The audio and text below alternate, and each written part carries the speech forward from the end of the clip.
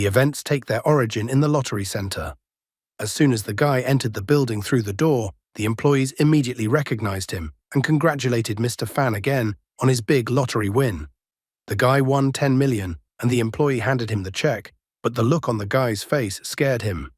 As it turned out, this was the fourth time the guy had won the top prize in the lottery.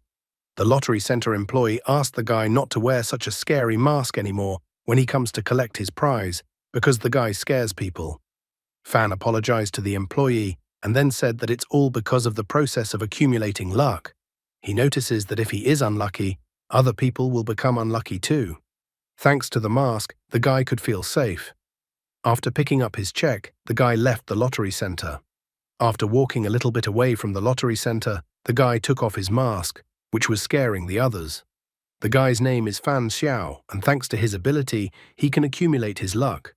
If he can accumulate a lot of luck, he might get lucky 100% of the time if he can harness all the luck at once.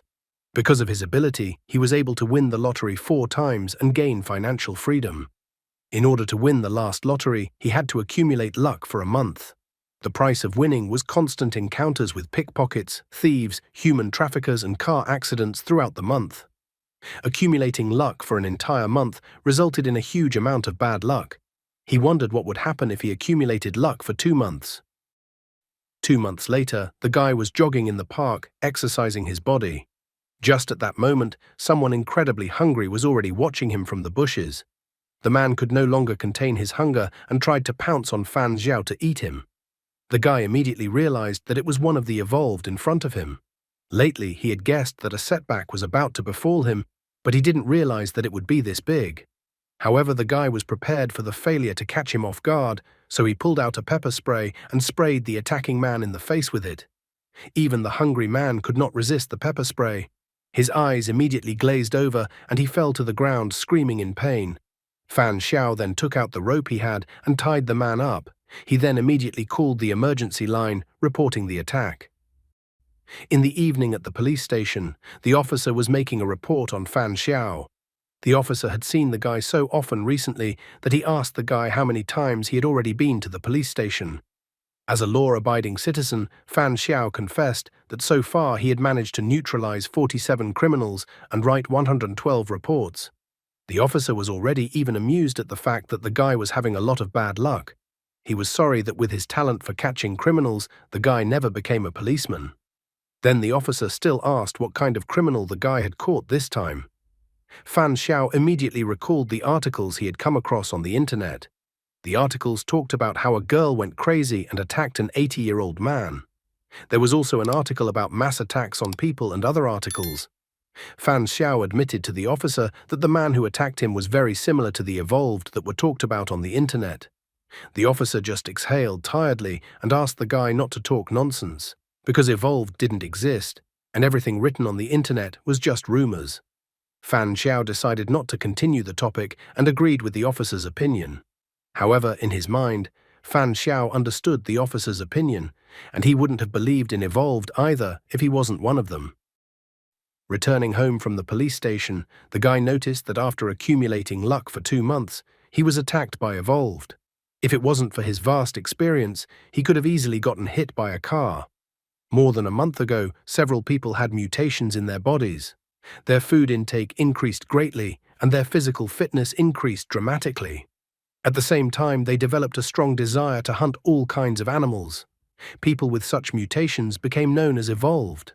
A husky dog happily ran up to the guy. However, in an instant, the dog was incredibly frightened by the guy's gaze. After all, at this moment, Fan Xiao felt that Uncle Li's husky dog was incredibly appetizing. He was incredibly hungry as he looked at the dog. However, he brushed aside the instinct that had arisen and tried his best to contain his hunger. Sitting at home on the couch behind his laptop, the guy recounted the problems of his current life. After becoming evolved, no matter how much regular food he ate, he could never completely get rid of the feeling of hunger that arose deep in his heart. He always felt like hunting living creatures. Opening his browser, he tried to search for information about evolved, but it turned out that all information related to evolved had been deleted. Kaneki Ken was well aware that perhaps indulging his appetite would soon lead to having to hunt humans. He didn't want to become a monster that would devour people. Holding the luck that he had managed to accumulate in 2 months, he was counting on that very luck to help him find a solution to the problem. As soon as he squeezed his luck in his hand in an attempt to use it, then suddenly all that luck formed an unfamiliar vortex to him. In the same instant, it was as if a system window appeared in front of him, on which he saw that the so-called system had detected evolved. The system congratulated the guy for being selected as a beta player for the game Evolution, which was developed by Ninth Dimension Corporation. The game was aimed at promoting the evolution of humanity, and the corporation was eager to see the guy's success on this path. The process of determining the path of evolution then began. The system picked the 3 most suitable playable classes for the guy, from which he had to choose only one. The 3 classes to choose from were Star of Bad Luck, Dark Knight, and Assassin. The system noted that the class determines the development of a guy's talent, so the game class had to be chosen wisely. Luck favored the guy and the decision found itself. The Star of Bad Luck class didn't appeal to him as it led to failure. The Dark Knight class looked too ridiculous for him. Not finding any other options, the guy decided to choose the Assassin class. The system immediately congratulated the guy on getting the Assassin game class. As a beta player, the guy had a chance to develop his talent, so the system asked the guy if he wanted to do it now. The system noted that although the talent was an extension of the class, from the lowest E rank to the highest A rank, there were hundreds of amazing ones that couldn't be counted.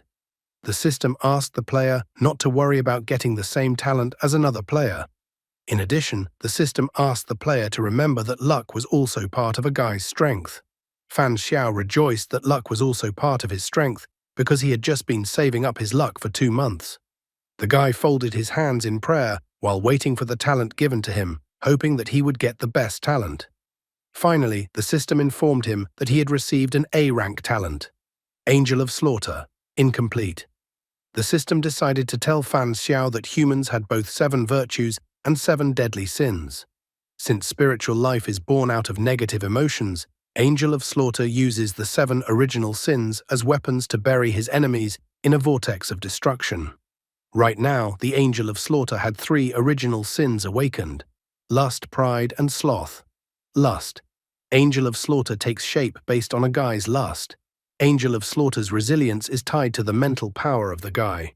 Even if Angel of Slaughter is destroyed, it can be rebuilt with the help of the guy's mental energy. Pride. The arrogance of the guy will give Angel of Slaughter the ability to remain invisible and immune. Sloth. Angel of Slaughter is too sloth to walk, as he prefers to fly or teleport. Currently, Angel of Slaughter can only move a maximum of 10 meters away from a guy. The summoning time is 30 seconds and the cooldown is 24 hours. After reading the talent description, Fan Xiao decided that he should consider the talent he received as a summoning talent. With negative emotions, he could summon Angel of Slaughter, who possessed the 7 original sins. Unfortunately, only 3 original sins were available to him right now, so he could use Angel of Slaughter as an invisible bodyguard that could teleport. His eyes twinkled with the upcoming benefits. After all, he had been accumulating his luck for 2 months, which meant he should become quite powerful. The system also informed that Fan Xiao, as a beta player, must participate in a qualifying dungeon and pass the game dungeon evaluation before he could become an official player. The system didn't give him much time to think, as it immediately started counting down from 10 seconds to 0. Before he could realize anything, he changed his nickname from Fan Xiao to Seal, which opened the selection section. At the same moment, he was teleported away. Soon, he appeared in a place that was unfamiliar to him. Weibei City had once been a thriving city, but a mutation had destroyed it and turned it into an abandoned lost city. As a result of the events that took place in the unruly city, a lot of monsters have settled in, always ready to organize a bloody feast to welcome tourists who came from far away. The sanctuary is the only place where the player can take shelter for the night. From 7:30 a.m. to 6:30 p.m., the monsters sleep, so the system asks players not to make any noise, as it is very dangerous to wake them up. In addition, the dungeon boss refuses to let the tourists go. The dungeon task was to find the space-time door, G080110A1, then enter this door to complete the official player registration. Sitting on the ground, the guy tried to understand the situation he was in. He immediately noticed that the bag of self-defense tools had not been sent to the dungeon with him. Based on the information he received, he decided that the game was doing this for balance, as some of the players might show up with a rocket launcher, making the others unable to play. Looking around, he noticed a man in a suit and a guy talking nearby. The man noted that they seemed to be able to get the clues to the game. Fan Xiao categorized them as executive and college student at a glance. Executive reported that his player panel showed that he was participating in a dungeon selection. His assignment was to find the space-time door. He asked the college student if they had everything coming together on the assignment. The happy guy confirmed the executive's assumption. Looking in the other direction, Fan Xiao found 3 more beta players. Fan Xiao described them as a hooded guy, a middle-aged man, and a frail woman. The woman was clearly not dressed for going to the dungeon. She refused to believe that everything was real and thought that everything around her was just a dream. Also in the dungeon were high school students, 2 sisters. The younger sister did not understand what they should do now. The older sister tried to calm her down with the fact that she was next to her. Meanwhile, a middle-aged man was not wasting time and had already approached the frail woman and asked her not to worry because he would protect her. The woman was very frightened and asked the man not to approach her. Because of her fear, she backed up and fell down. The man immediately started drooling, looking at the girl. However, at that moment, the hooded guy intervened, asking the man to focus on the dungeon task at hand. The man started making excuses that he was mistaken for the wrong person, he just wanted to help the woman. He even asked the hooded guy to stay out of his business and not to touch him. The older sister noticed that there was a time clue in the bottom right corner of the game panel, and it was now 7:38 a.m., so they could leave the shelter. The hooded guy was wary, reminding the others that monsters didn't hibernate until 7 hours and 30 minutes in the morning, so he thought the best option would be to wait until 8 hours and only then go outside. The fragile girl was quite scared, asking him not to go out until 9 a.m. because it would be safer then. Fan Xiao, who was standing to the side before, approached them, suggesting that it was better not to waste time at all. He pointed out that there was no time limit specified in the task, which meant that there was probably something behind it. He reminded the others that they were in an abandoned lost city, so the opportunities to get food were incredibly low. Without supplies, their energy would start to gradually decrease. In addition, finding the space-time door might require a large amount of work. Therefore, Fan Xiao felt that their time was limited. The frail woman noticed that the guy's words made sense. She now realized that the difficulty of the game had increased significantly. The executive quickly agreed with Fan Xiao's opinion. He too felt that he shouldn't ignore the problem of food shortage and rather hurry up and start acting. Looking at one of the sisters, Fan Xiao noticed that there must be something special about the doll in the girl's hands. Since the doll had also been transported to the dungeon, it was even possible that the doll was an object. Looking at the backs of the people who had gotten into the dungeon with him, he couldn't put aside the thought that there might be evolved eating people among the 7 people. The hooded guy and the executive, who hid their distinctive features, were the ones who aroused Fan Xiao's greatest suspicion. When they came out of the hideout, they discovered a giant city with high-rise buildings. There were skulls and bones lying on the pavement all over the city. The executive frustratedly remarked that the area of the city was not small. Even if they used a systematic search, it would take a huge amount of time to search. A college student pointed out that Weibei is similar in style to cities on Earth, so there must be a train station in the city, and perhaps the space-time door they need to find is there.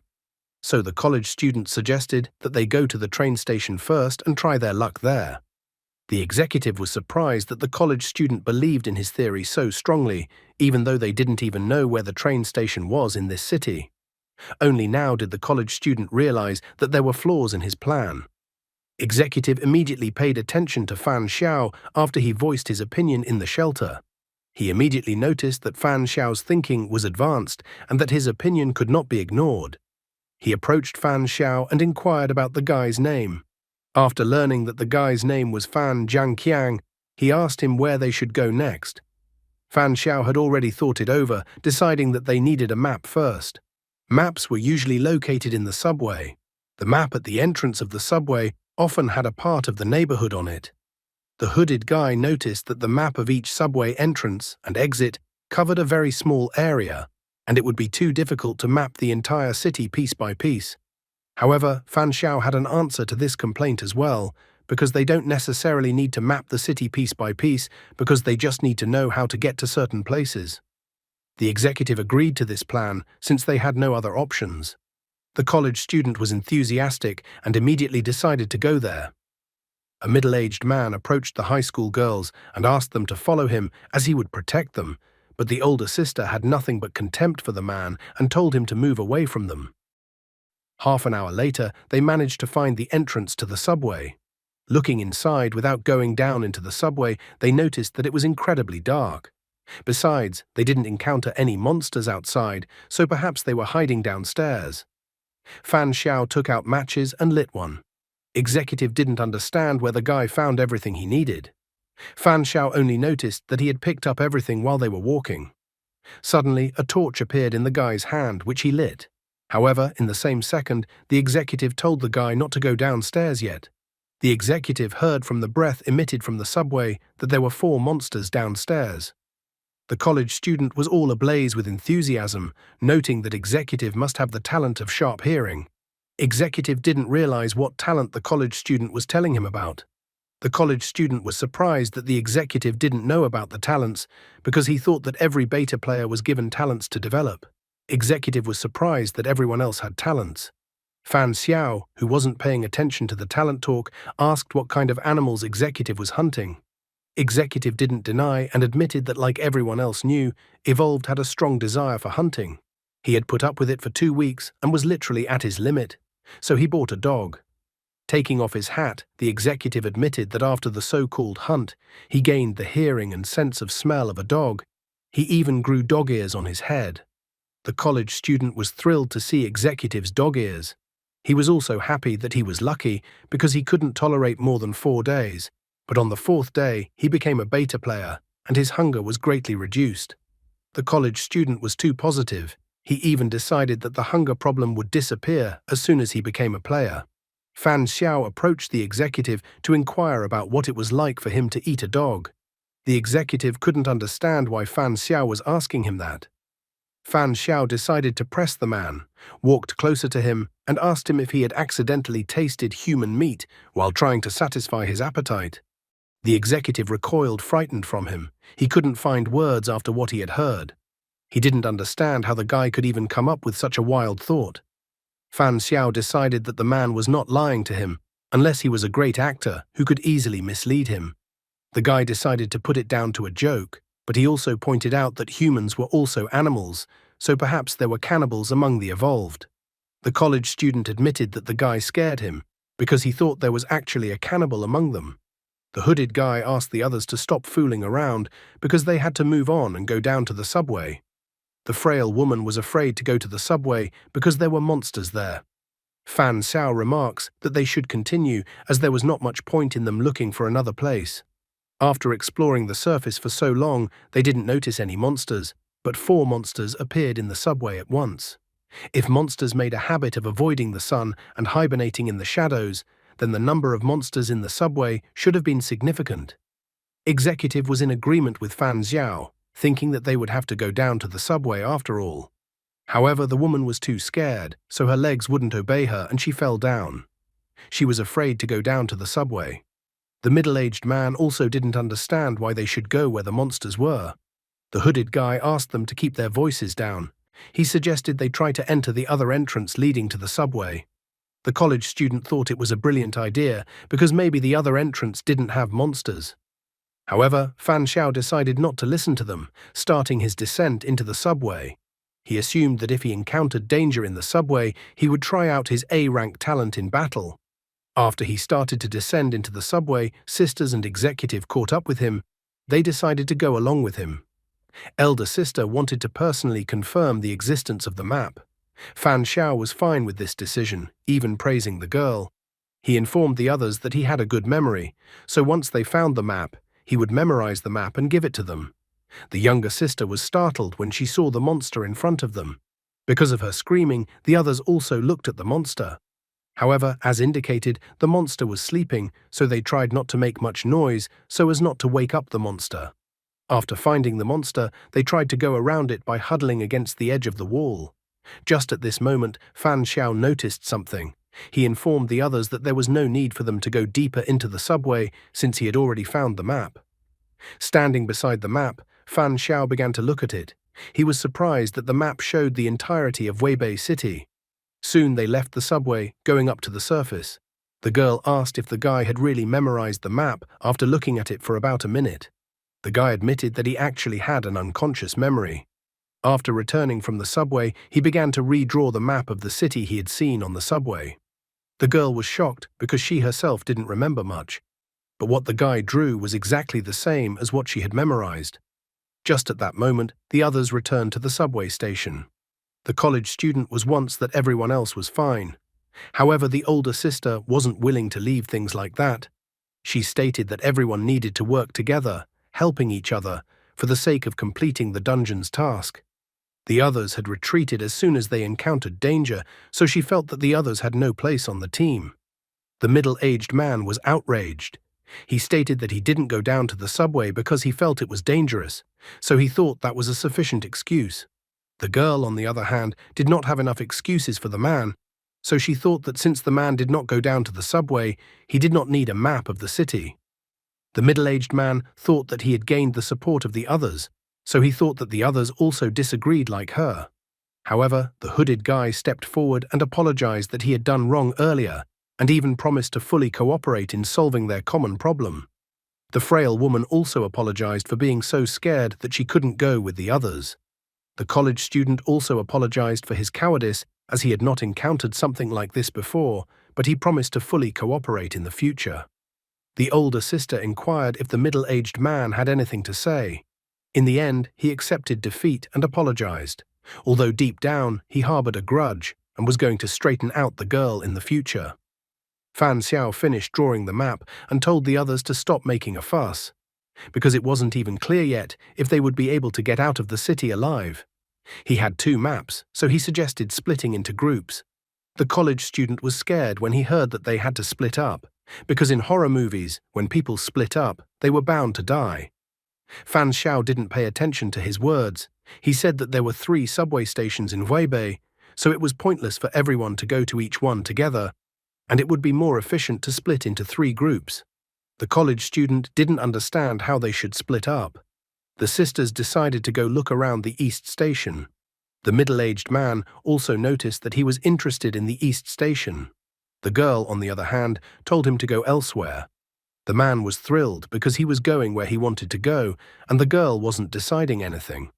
Things quickly escalated into an argument. The executive did not stand by and asked what the man was up to.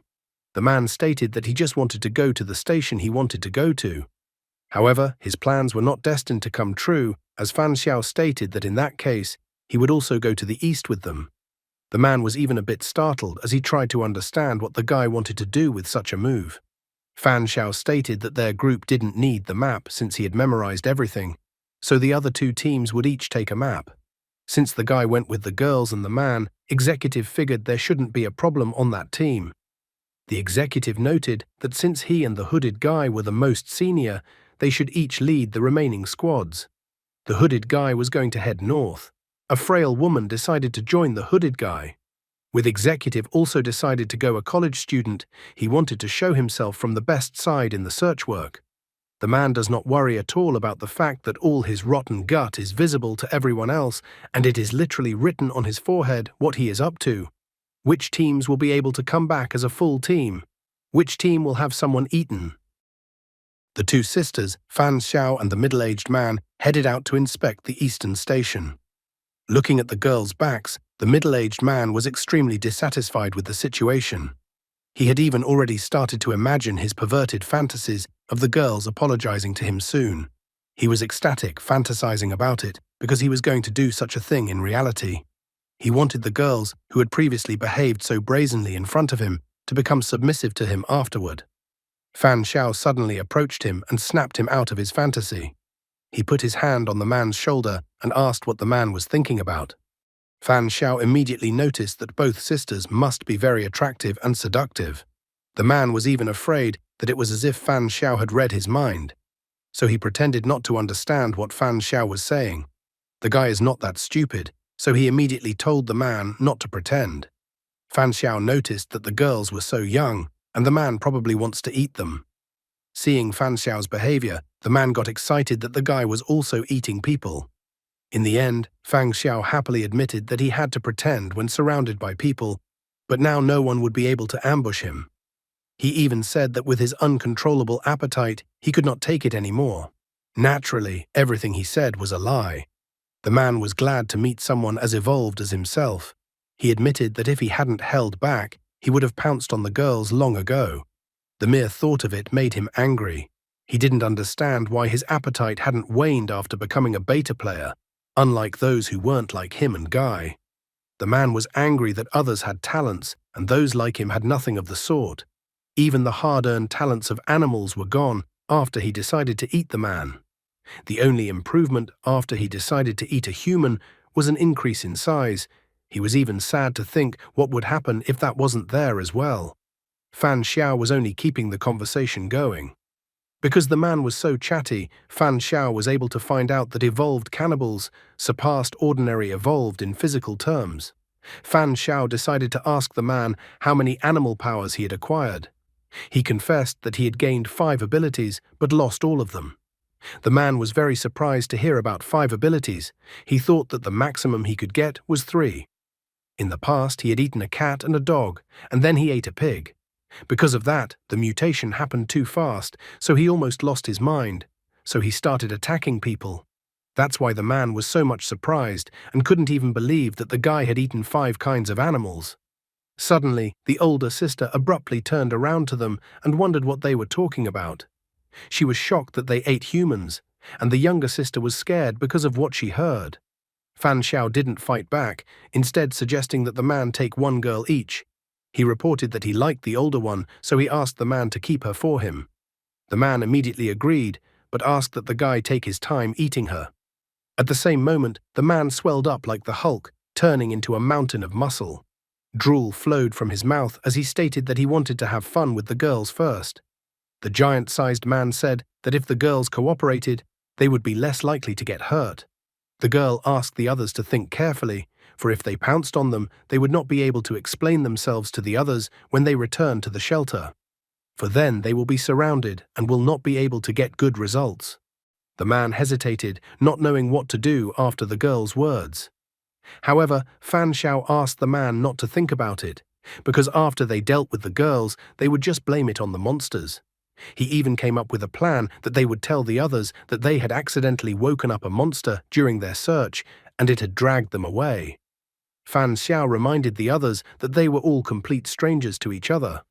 Therefore, he didn't understand why the man suddenly thought that the others would attack them because of the 2 dead girls. The guy thought even the very thought of that was incredibly ridiculous. The man was delighted, thinking the guy was incredibly smart. The girl asked her younger sister Baiji to run and call someone for help while she held the others back. Fan Xiao was originally right that the doll in the girl's hands was definitely not simple.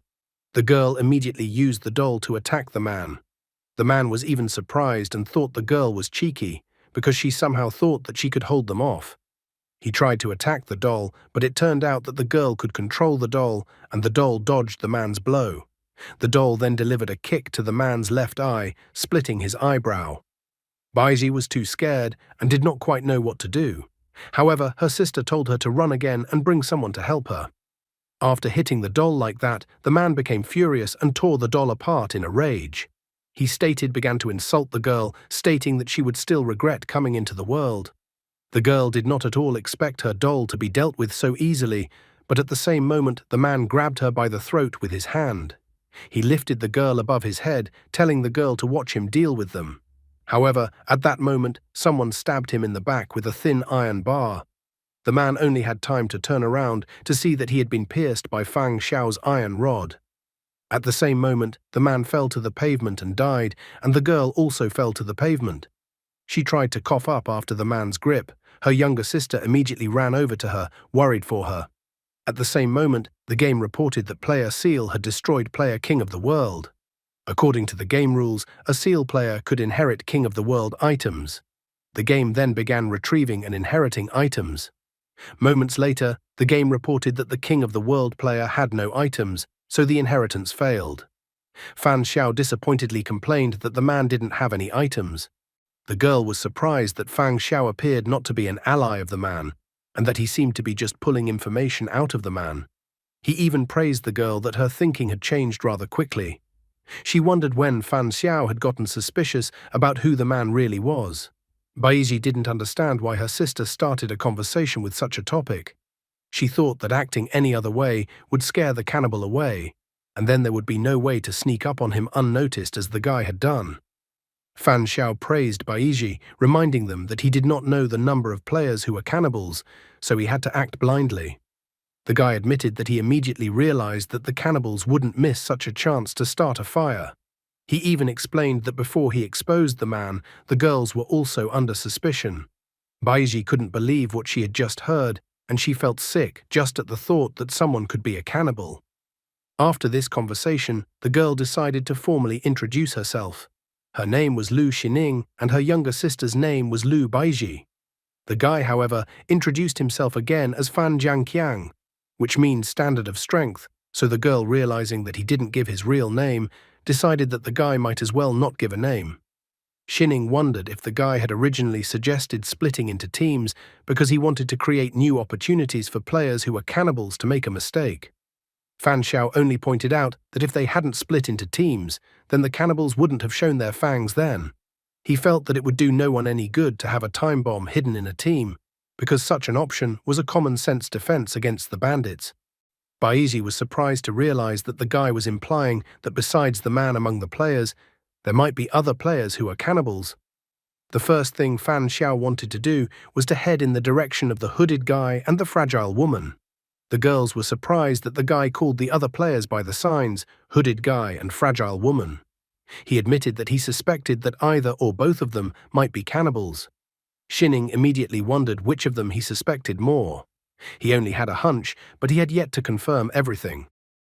Soon they heard screams and then saw the fragile woman and the hooded guy running towards them. They were screaming and calling for help, because each one of them had been attacked by a cannibal. Fan Xiao was even glad that they had arrived in time. The hooded guy and the fragile woman pointed fingers at each other, claiming the other party was a cannibal. Fan Xiao thought that since they called each other cannibals, they should provide some evidence. The hooded guy immediately showed his right hand, reporting that the woman wanted to eat him and bit a piece of flesh off of him. The fragile woman responded by showing her right hand and reporting that the guy was actually a monster and that he had bitten her flesh off. Xining decided that in this situation, the monster bit his own hand the moment he saw them in order to wound himself. Baiji couldn't understand how one could tell the difference between a cannibal and an ordinary person. Fan Xiao thought that since there was a wound on both of them, they would have to rely on intuition. Xining agreed with him, wanting to listen to what the guy was saying. Baiji, on the other hand, felt that he and his sister were being too hasty in this choice. In the end, the guy decided to trust the fragile woman. The hooded guy asked him not to trust the woman because the woman is actually lying and is a monster. Fan Xiao asked the hooded guy to shut up because he can't tell the difference between which one is human. Therefore, he decided that the woman was incredibly beautiful, which meant the hooded guy was after her. The frail woman was happy that the guy believed her, and she even hugged him. Fan Xiao asked the fragile woman not to be afraid of anything because he was on her side. Her face even turned red, and she wanted to inform that she was not some kind of cannibal. However, she was not allowed to finish her words, as Xining pierced her from behind with an iron pipe, and Fan Xiao also pierced her left leg with an iron pipe. The fragile woman was furious that all this time the guy was playing with her. Lu Xining was even surprised that the guy trusted her so much, and after all, she might have just not understood his plan. However, Fan Xiao reminded her that they had already had the experience of fighting a man. So even if he didn't say anything, he was sure that the girl would understand the true purpose of his choice. Xining was tense as she realized that the guy in front of her was not only smart, but also incredibly brave. He didn't even give her any sign, as he believed that she would somehow understand his scheme and do as he wanted. After they had talked enough, Fan Xiao asked the monster to reveal its true form. The fragile woman was not fragile at all now. She had grown to an incredible size, and her entire body was made up of muscles. She threatened to torture everyone to death and then eat them. Fan Xiao immediately noticed that the woman looked much stronger than the man, so he assumed that the woman had eaten another evolved. So he almost instantly told the others to run away in the direction pointed. The woman wasn't about to let go so easily, attacking with her powerful body and trying to lift the asphalt the others were running on. Her efforts caused untold destruction in the city. Xining wondered to Fan Xiao if he had any plan or if they would have to hide somewhere. However, the guy told her not to worry because reinforcements would be arriving soon. Suddenly, Fan Xiao abruptly slowed down and stopped, smiling, for they had all come running to the right place. He stated that the woman had screamed so loudly over and over again that she had completely forgotten to muffle her voice. He even admired the woman's courage. The guy immediately asked the woman if this place looked familiar to her. She only yelled when she realized where she was going, but immediately the guy put his index finger to his mouth, indicating that she should be quieter. Her roar caused monsters to leap out of the subway station, pouncing on the woman and starting to bite her. The woman didn't stop and continued screaming. Now Xining understood why the guy had attacked the woman's leg. She realized that the guy wanted to deprive the woman of her mobility and that the monsters were part of his plan. Fan Xiao admitted that since they had started the battle, such a noise could easily disturb the monsters. And since the monsters were attacking everyone, from this information, the guy realized that the monsters would first attack those who were running slowly. Now all he had to do was wait, watching the fight to reveal the winner between the monsters and the woman. Eventually, he grew tired of waiting, deciding it was time to call it a day. He used his Angel of Slaughter talent. At the same moment, an angel that looked more like a demon appeared in front of him. She was happy that she had been summoned, immediately inquiring about what she had to do. There was no limit to her happiness when she saw the monsters and the monstrified woman. Fan Xiao was also happy to finally put his talent to the test. He ordered Angel of Slaughter to attack the woman. After receiving the order, Angel rushed out with a murderous aura towards the monstrified woman. With just a few swings, Angel instantly destroyed all the monsters that were attacking the woman. Before the monstrified woman could even realize anything, her body had already fallen apart. Xining, Baiji, and the hooded guy were incredibly dumbfounded, not fully understanding what had just happened. The two monsters managed to rush past Angel, and they tried to immediately pounce on the guy. However, at the same moment Angel appeared behind them. She did not want to let them go, because she wanted to play with her toys. In the end, she easily disposed of the pathetic monsters. At the same moment, the game reported that player Seal had destroyed player Little Fairy. According to the game rules, player Seal could inherit Little Fairy's items. The game then began retrieving and inheriting items. Moments later, the game reported that the Little Fairy player had no items, so the Seal player inherited nothing. The guy was disappointed that the second time around he didn't get anything. Angel, meanwhile, kept on being happy. Angel hugged the guy, stating that she still wanted to play. However, Fan Xiao immediately noticed that his physical strength hadn't changed, but spiritually he was very tired. So he realized that Angel of Slaughter was expending spiritual power. Therefore, without thinking for a single second, he told Angel of Slaughter to go back. The still surprised Xining approached the guy and was the first to ask the guy if it was his talent. Fan Xiao only sadly noted that he had awakened a rather cruel talent. He realized that the mental strength of those present was too weak, so they hadn't seen Angel of Slaughter, which was why they looked so shocked. Fan Xiao noticed that the wound on the hooded guy's arm had healed and immediately asked who had such a talent. Baiji confessed that she had a C-rank healing talent. If there are wounds, internal injuries, illnesses, poisoning, or viral diseases, she could heal anyone from all of these thanks to this talent. She could heal a mortal wound in just a few seconds. Fan Xiao immediately inquired if Xining's talent was controlling dolls. Xining didn't hide anything either, informing that she had the talent of an E-ranked puppeteer. She was unfortunate that the puppet she had brought with her to this dungeon had been destroyed, and now she didn't realize if she could find something similar in this city that could be used as a puppet. He wondered if the girl had brought any other items besides the doll. As it turned out, Xining was only able to bring the doll to this dungeon as the game recognized the doll as part of her body. After the talent questions were over, Xining asked the guy what they should do next and if they should continue looking for the station. However, contrary to the original plan, Fan Xiao decided that they needed to meet the others first. In addition, he calmly admitted that he already knew where the space-time door was.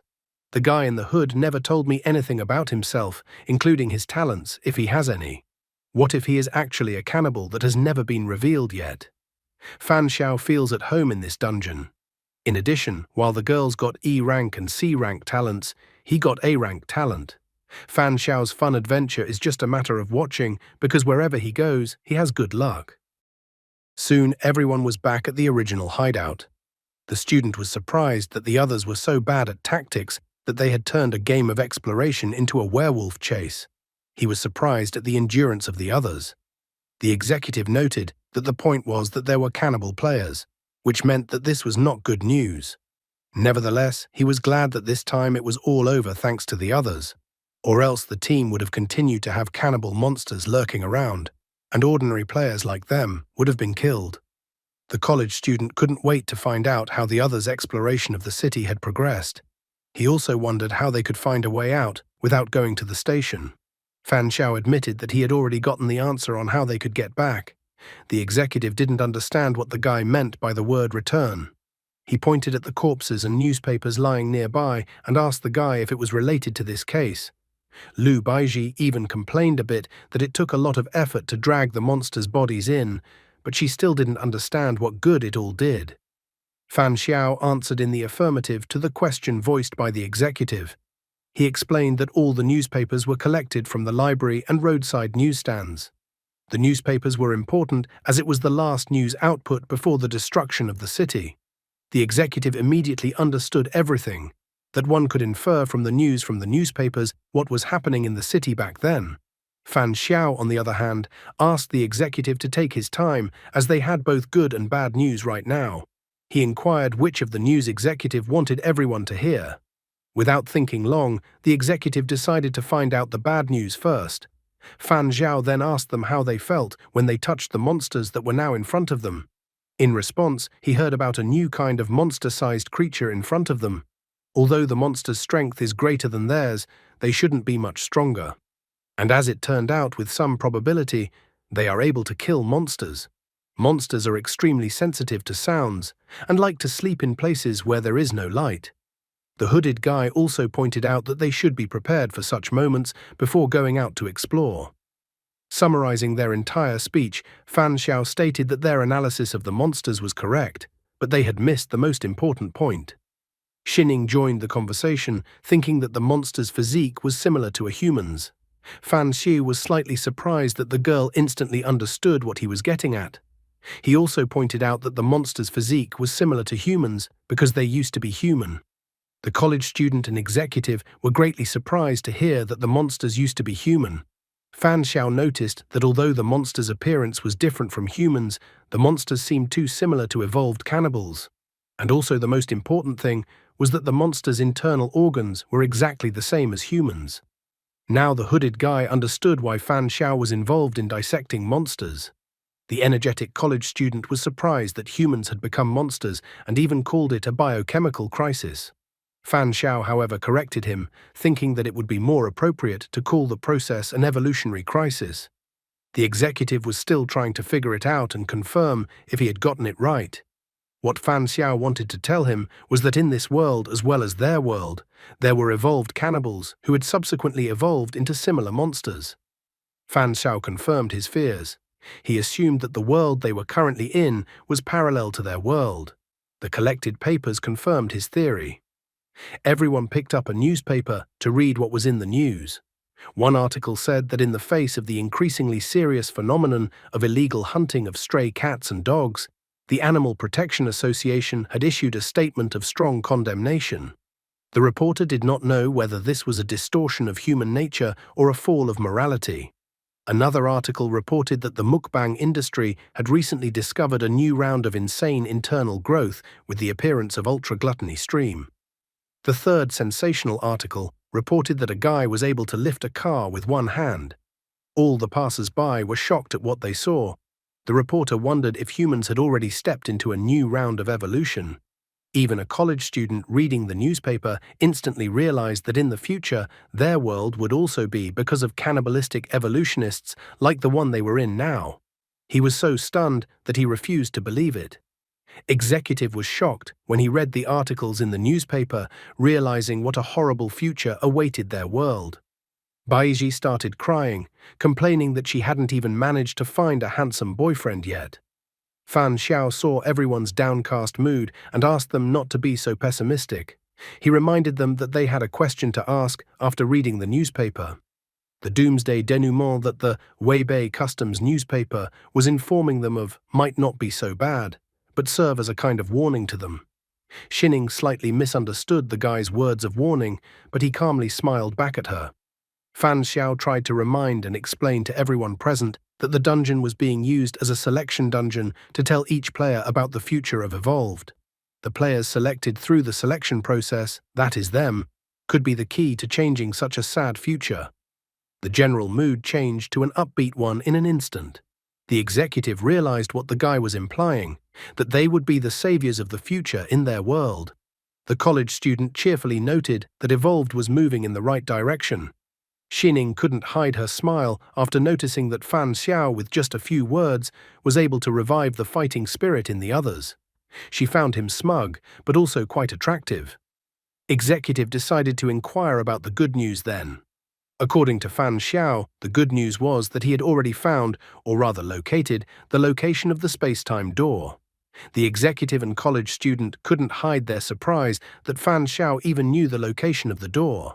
Fan Xiao decided to play a game with them, asking them to try and guess where the door was on their own, given that he had provided them with all the information they needed. The college student admitted, after thinking for a bit, that he wasn't good at solving riddles. The executive noticed that clues for clearing the dungeon were usually hidden in the most dangerous places. And since the monsters were originally human, the most dangerous place should be the place with the most people in Weibei. He thought it could be a school, a large shopping mall, a landmark, a heavily populated area, and so on. The hooded guy added that monsters like to hide in dark places, so maybe the door is in a large underground parking lot of a shopping mall. He also didn't rule out that maybe the place they need is in the sewers.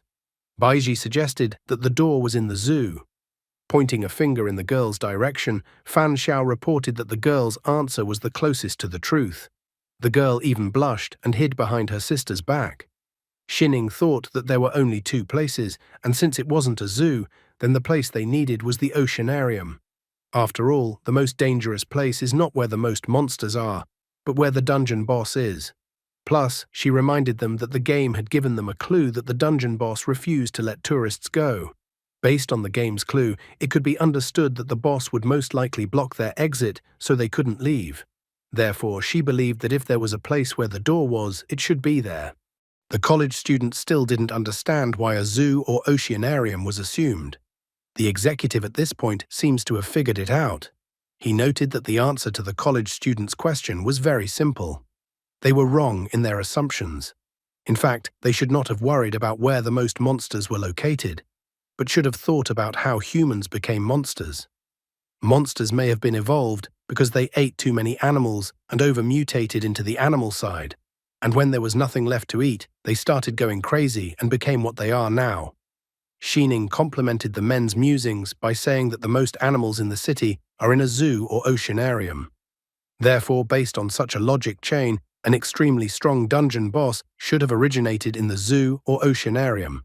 A joyful Fan Xiao agreed with their assumptions, believing that the right place for them was the oceanarium. He then took out a newspaper with an article in it, announcing that a large cannibal monster had been discovered in the city's oceanarium and that the area would be sealed off from now on. Residents of the city were asked to be vigilant.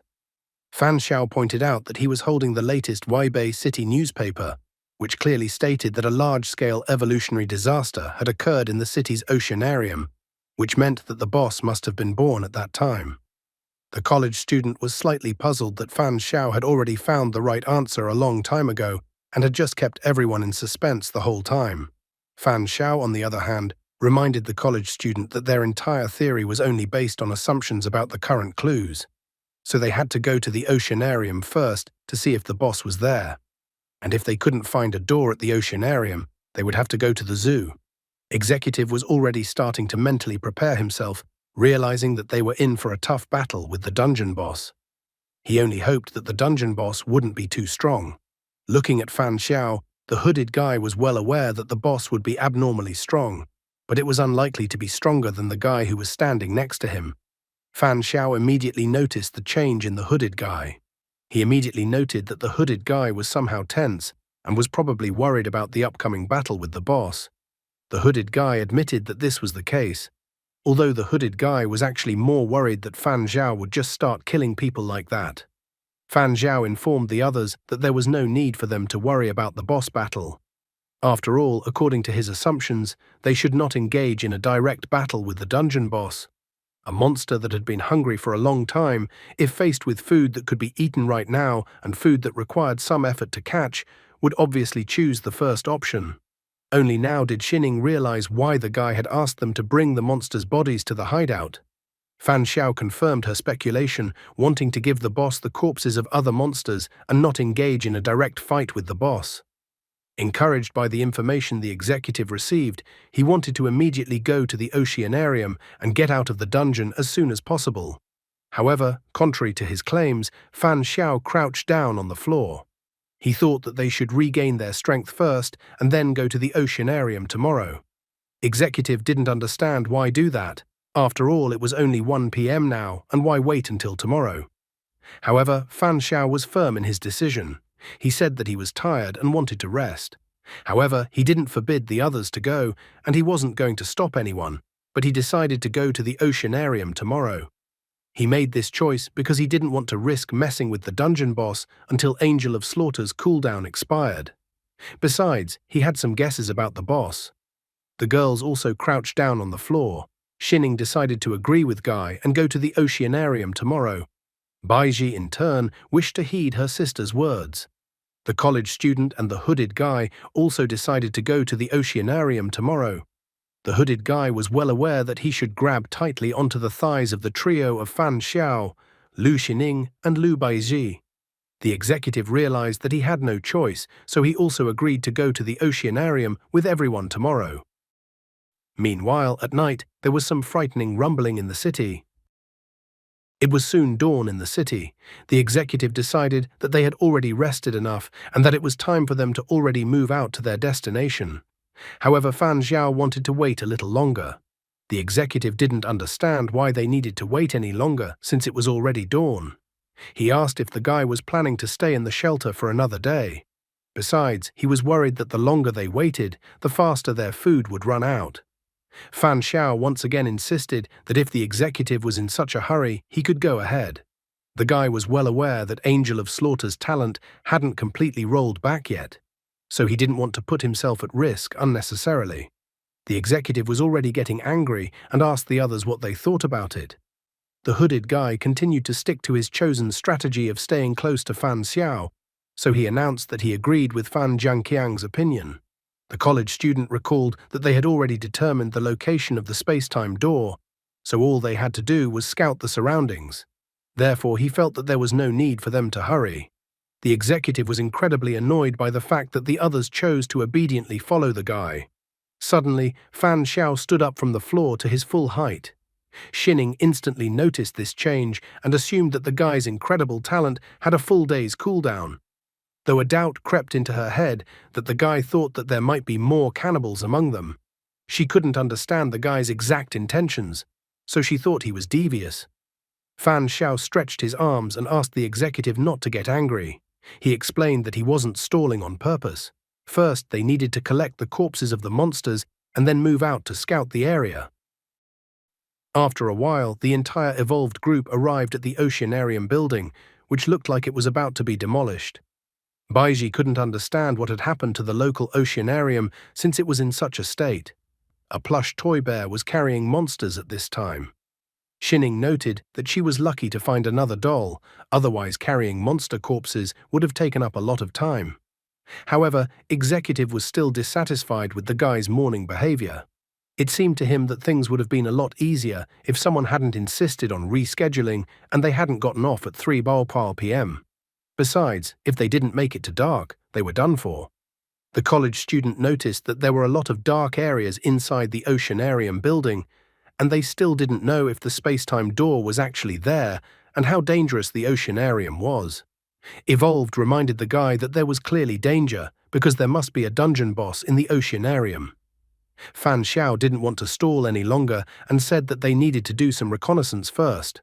Once inside the building and started walking down the dark corridor, they quickly noticed that the oceanarium was, and inside, in a terrible condition, which means it had been abandoned for a long time. The college student turned his attention to the walls of the building, finding various photos there. Shining thought that since it was an exhibition center, it meant that all the photos on the walls were of tourists and employees. The girl noticed the guy's attention fixated on one of the photos. She asked him what he was looking at and if he had found any clue. Fan Xiao admitted that the photo looked familiar. In the photo, there was a giant octopus behind the girls. Baiji sadly remarked that before the destruction, the oceanarium was very beautiful. A college student called everyone to come over to him, as he had found a map of the oceanarium. After looking at the map of the oceanarium, they thought they realized where the space-time door was. The college student and the executive decided to run to the location as they needed to arrive at the intended location as soon as possible. Soon they arrived at a huge tank of water with plenty of seats for spectators. A college student shouted loudly and pointed to the door, for they had finally managed to find the door and their guess was correct. Fan Xiao also spotted the door but reminded the others not to rejoice ahead of time. In the same instant, the executive's face was covered in cold sweat. He was frightened as he could hear that there was something very large under the water and that it was most likely the dungeon boss. He explained that he visually looked around and that from the edge of the auditorium to the metal platform on which the door was located, the distance was about 20 meters.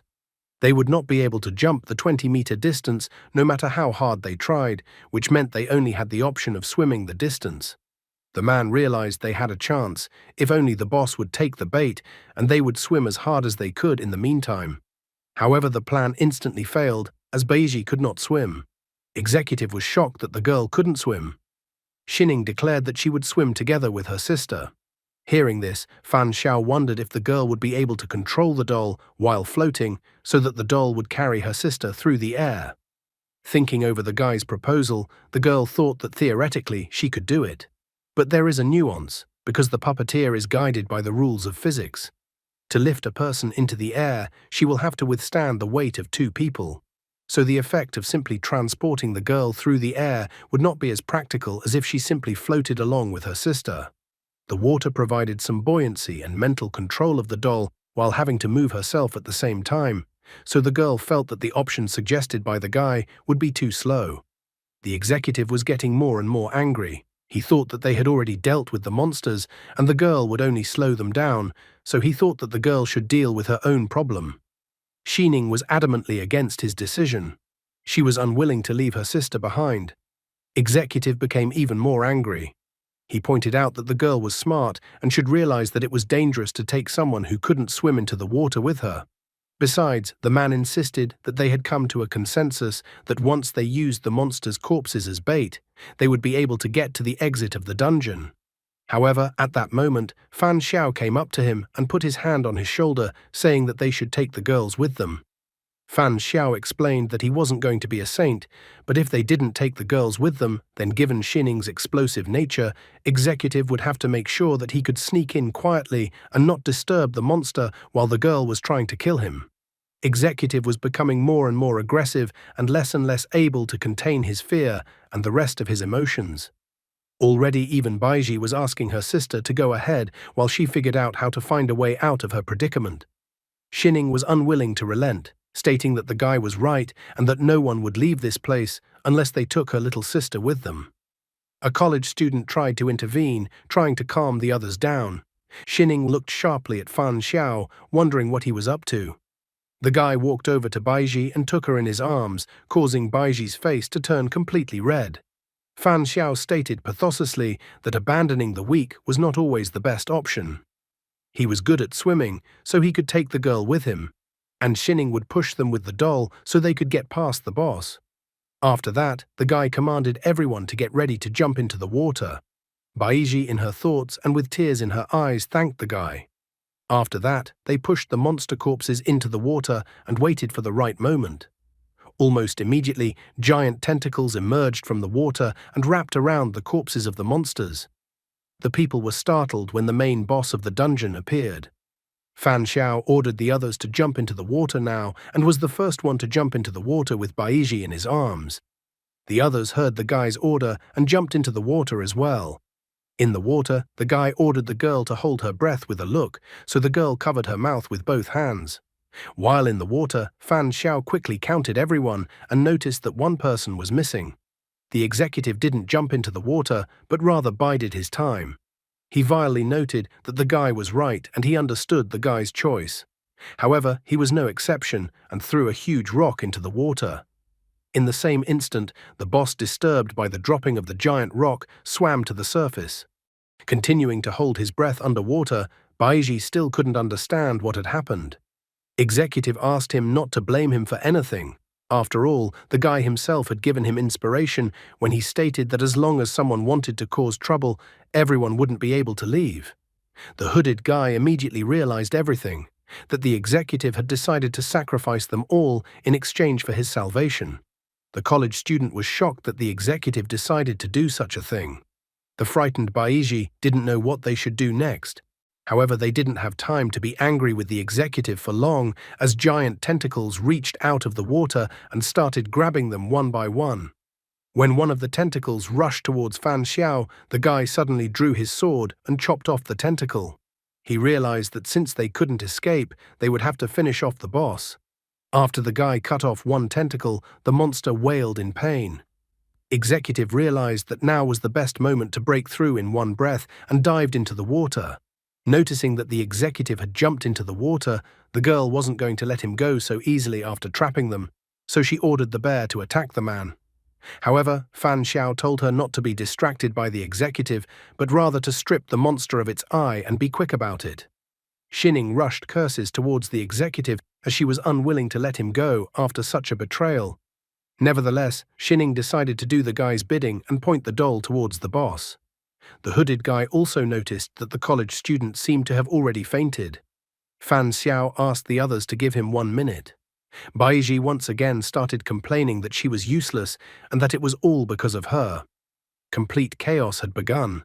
The monster was increasingly entangling the girl with its tentacles. She managed to capture the monster's attention, but the guy somehow never did anything about it. Shining realized that with the guy's talent, he should be able to deal with the monster, but the guy seemed to be waiting for something. The executive, meanwhile, sailed confidently toward the door. He was glad his decision was the right one. He realized that the way to get through the dungeon was to sacrifice the others.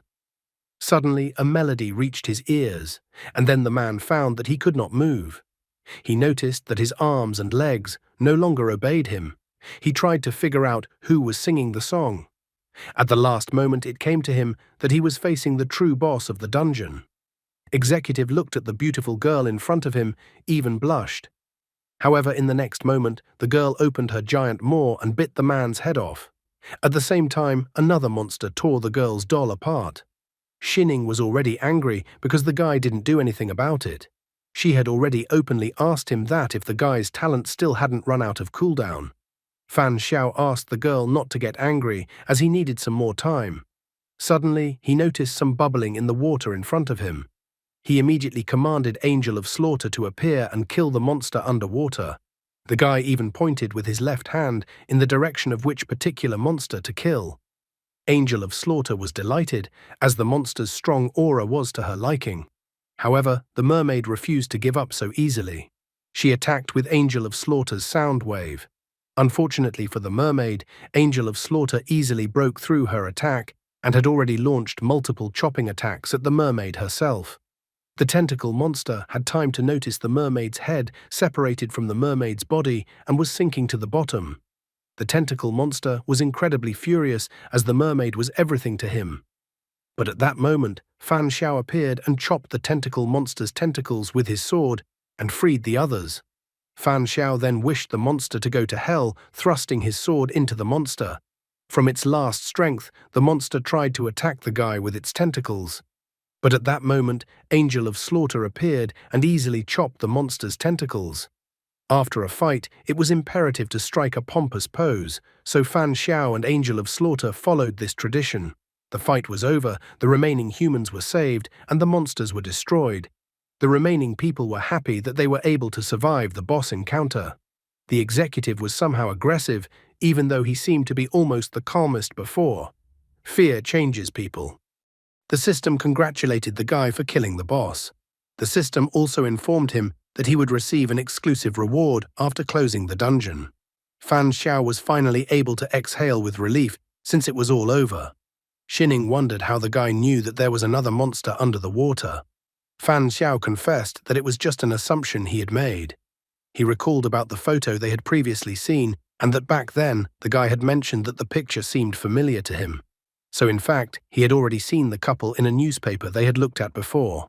The newspaper reported that the bodies of the deceased had not been found.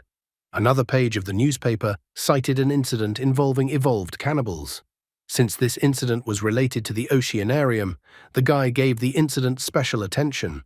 The newspaper called the monster a high-risk target. After the man ate most of the inhabitants of the oceanarium, he was missing his hand, so the guy was very impressed by this moment. However, the human monster reported in the newspaper had the abilities of an octopus. If a man eats an octopus, he will be a humanoid octopus. If a human eats a human, then you get a mutant human. So the guy assumed that the person who ate the humans was not the octopus monster, but was another cannibal monster. In fact, that was just his assumptions. But when he saw the picture of the couple in the oceanarium, he realized that his conclusion could most likely be correct. After the guy's words, Shining was extremely displeased. It turns out that the guy had known for a long time that there were actually two monsters and had even deliberately hinted for the traitor to stab them in the back, forcing the traitor to take the initiative. Fan Xiao corrected her words, noting that he had never said such a thing. He didn't force the executive to choose to become a traitor or not. It would certainly be better for him to work together, but executive preferred to choose betrayal.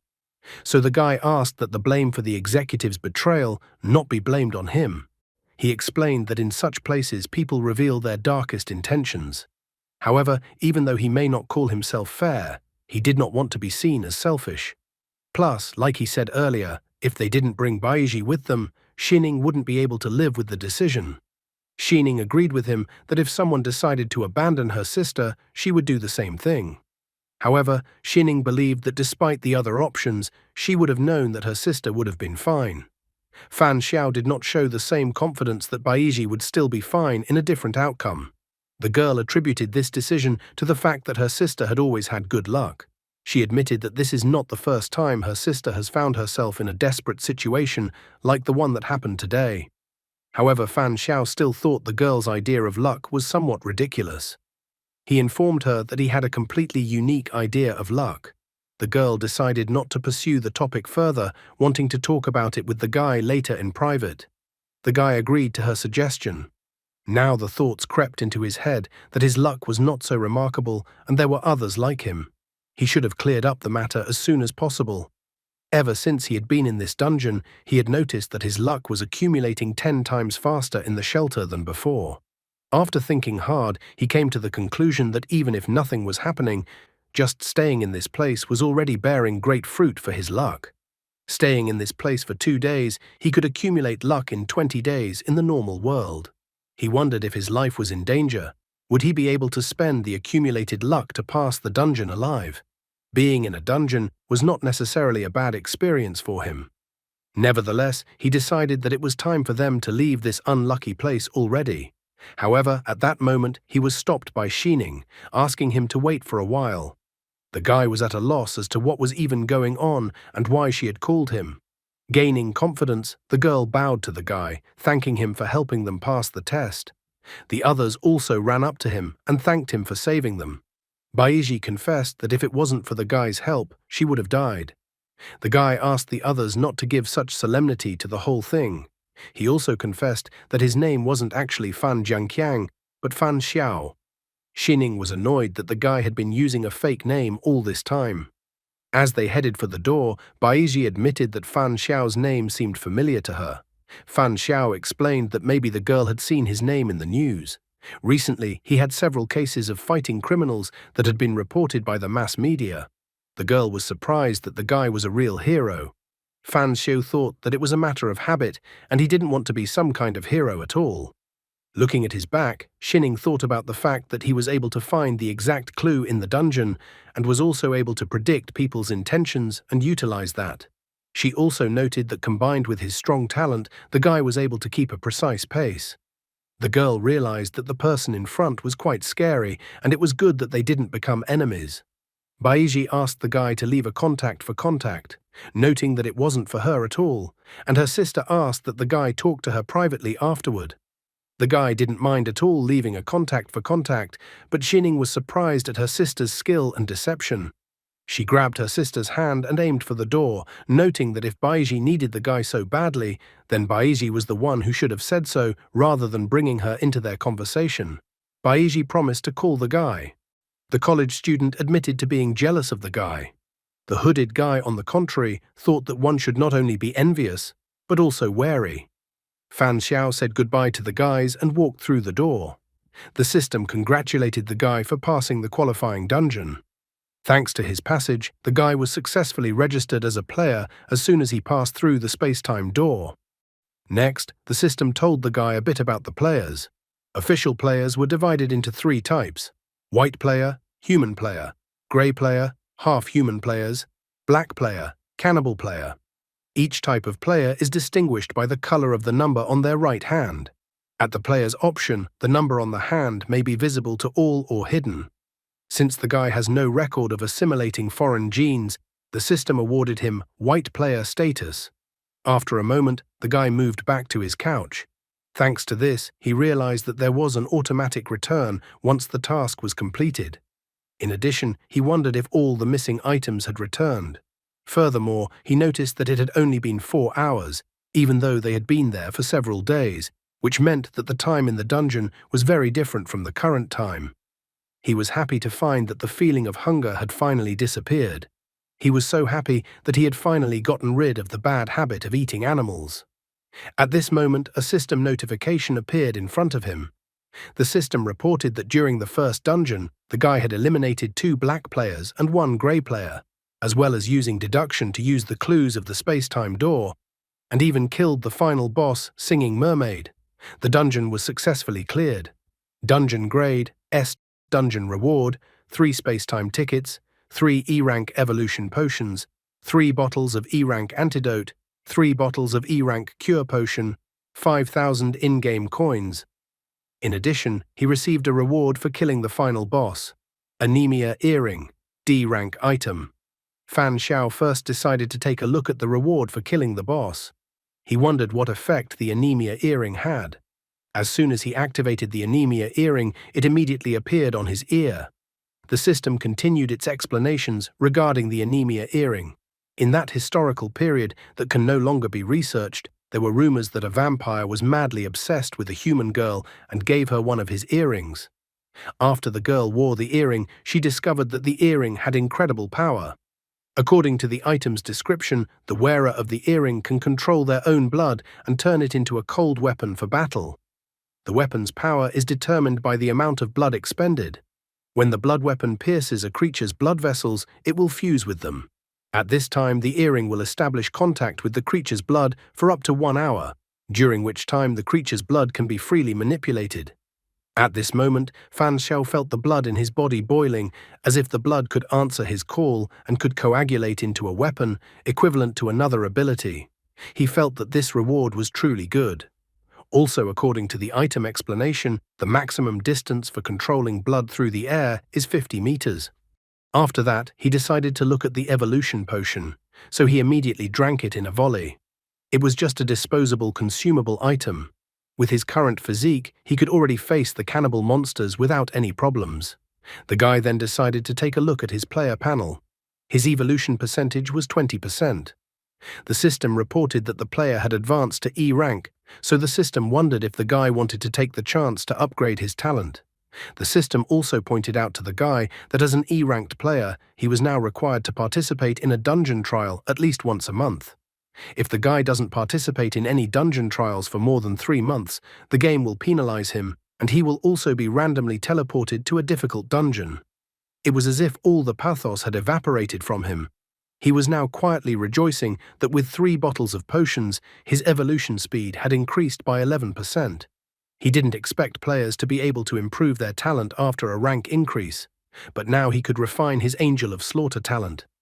Suddenly, someone called his phone. The call was from an unknown number. The guy assumed that the sudden call from an unknown number could be from Baiji, although he didn't deny that it might have something to do with the dungeon. As he answered the phone, he realized that his conspiracy theories were going too far.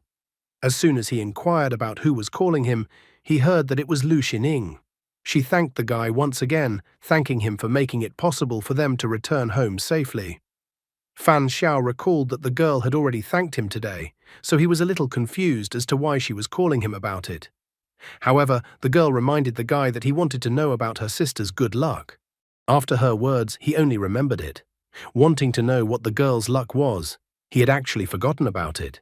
He was only interested in this topic because if there were people like himself, he should take this matter seriously. Xining told him that the cases of her sister's luck were quite numerous. For example, after Baiji was born, their family became stable financially. Since childhood, Baiji had encountered many different strange occurrences leading to death. All the people around the girl could get hurt, but the girl always remained unharmed. Baiji thought that her sister was already exaggerating this topic. Fan Xiao thought that the girl's luck was too good. The guy thought that then, according to the girl's assumption, a pop-up should have appeared in front of her sister. Xining had absolutely no idea what the guy was even talking about. Fan Xiao decided that it didn't matter. He had already assumed that the girl was as lucky as himself, but that was just his assumption.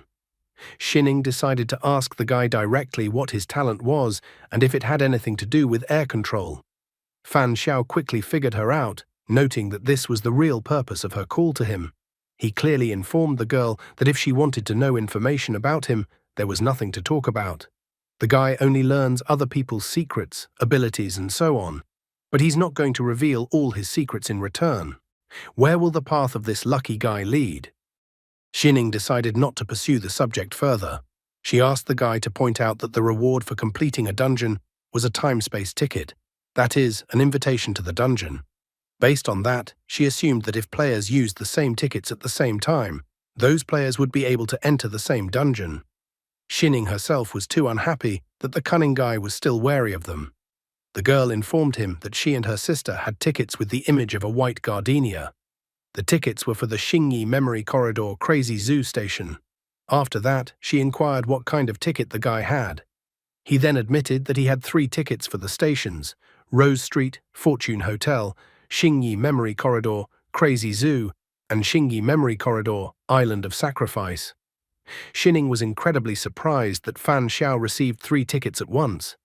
She quickly realized that meant the guy had gotten a pretty high grade for passing the dungeon, and thus had received more generous rewards than them. The guy then inquired about their dungeon passing grades. Xining confessed that she had gotten a B, while her sister had gotten a C. She also revealed that in addition to the ticket, they had received 1 E-rank item. Fan Xiao decided not to hide the information and revealed that he had also received an item, but a D-ranked item, and that it was most likely due to his S grade for passing the dungeon. He had too little information, and there would only be more dungeons in the future. Therefore, he decided to summarize it briefly. Xining decided that since they had the same ticket, she was offering the guy cooperation. However, she also clarified that she would have to wait a few days since she wanted to sew some special dolls.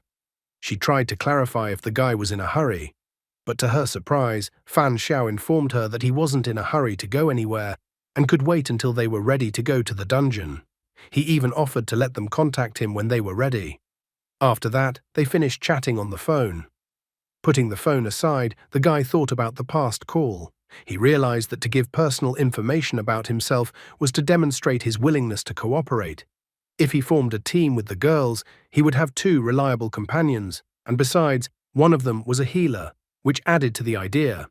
Fan Xiao had gotten through the rewards for the first dungeon pretty quickly. Now he had to work on improving Lolly's combat strength. He needed to improve his Angel of Slaughter talent. After that, the process of improving Angel of Slaughter began. However, it didn't last long and ended almost immediately. The summoning time was now 60 seconds and the ability's cooldown was 12 hours. In addition, Angel of Slaughter now had another original sin: wrath. The system reported that the guy's anger served as a weapon to create the weapon Angel of Slaughter wields. This weapon conceptualizes an attack, bypassing all defenses and directly damaging other living things.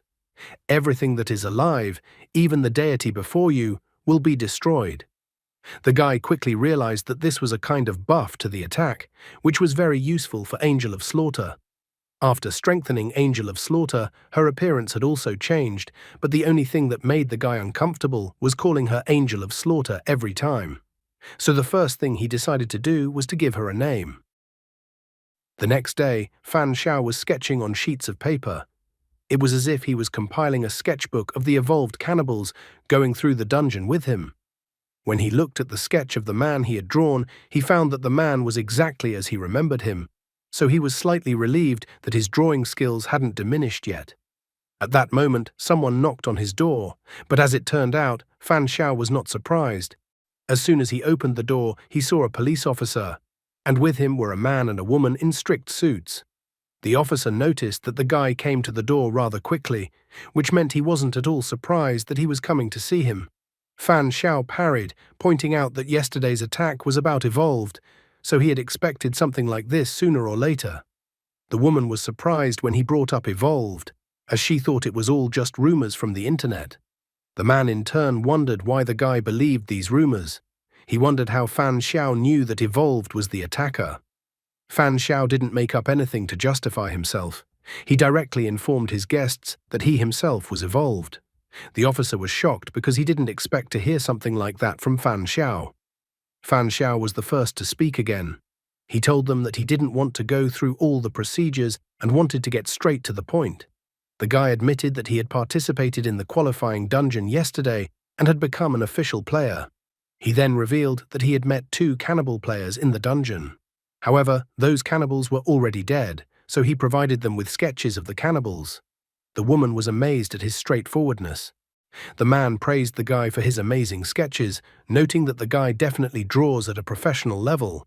He figured that if Fan Xiao had gotten to know the personalities and interpersonal relationships of the cannibals well during his time in the dungeon, then now they would finally be able to close some murder-related cases. Fan Xiao calmly admitted that he used to do graphic design and was an art student, so his drawing skills hadn't diminished yet. After that, the man finally decided to move on to introductions. He revealed that his name was Du Ruo, and the woman next to him was Wu Yanqing. He also asked the guy to think of the woman as his assistant. According to their documents, they were both from the Special Affairs Agency. In his thoughts, Du Ruo noted that it was quite difficult to pick on the guy in any aspect. Fan Xiao decided to ask them if they were representatives of the relevant agencies. Du Ruo decided to correct him by pointing out that the Special Affairs Agency is a department created by the government just a month ago. The Special Affairs Agency is responsible for matters related to evolved, players, and the evolution game. The first thing the guy asked was whether Officer Wang was aware of the circumstances. Du Ruo decided to clarify that Officer Wang had only recently found out about everything. The officer looked at the guy with some annoyance and sadness, noting that the guy was always getting into weird incidents. Du Ruo shared with the guy that they had already arrested the evolved cannibal who had attacked the guy. He also wondered if the guy could show his type of player. Fan Xiao rolled up his jacket sleeve and showed them his number and also added that he was a white player. Next, Du Ruo wanted to ask clarifying questions, taking a serious approach to investigate the matter. He decided to ask Fan Xiao if Fan Xiao remembered what the other people who went through the qualifying dungeon with him looked like. Fan Xiao did not unlock and admitted that he remembered them. However, he had gone through various hardships with them, and they had even found common ground, so he felt that it would not be good if he gave them and their secrets away. He also added that if Du Ruo were to force him to do so, he would only have to cooperate because he would not be able to overpower the Special Affairs Agency. The man asked the guy not to try to test them. He also pointed out that Special Affairs Agency wasn't as stingy as the guy thought they were. With a sly smile, Duruo pointed out that the emergence of evolution and its players would affect the existing structure, so the more time passed, the stronger this influence would become. The man suggested that in the future, gamers would become a strategically important resource and would be linked to a new wave of struggle for hegemony on Earth.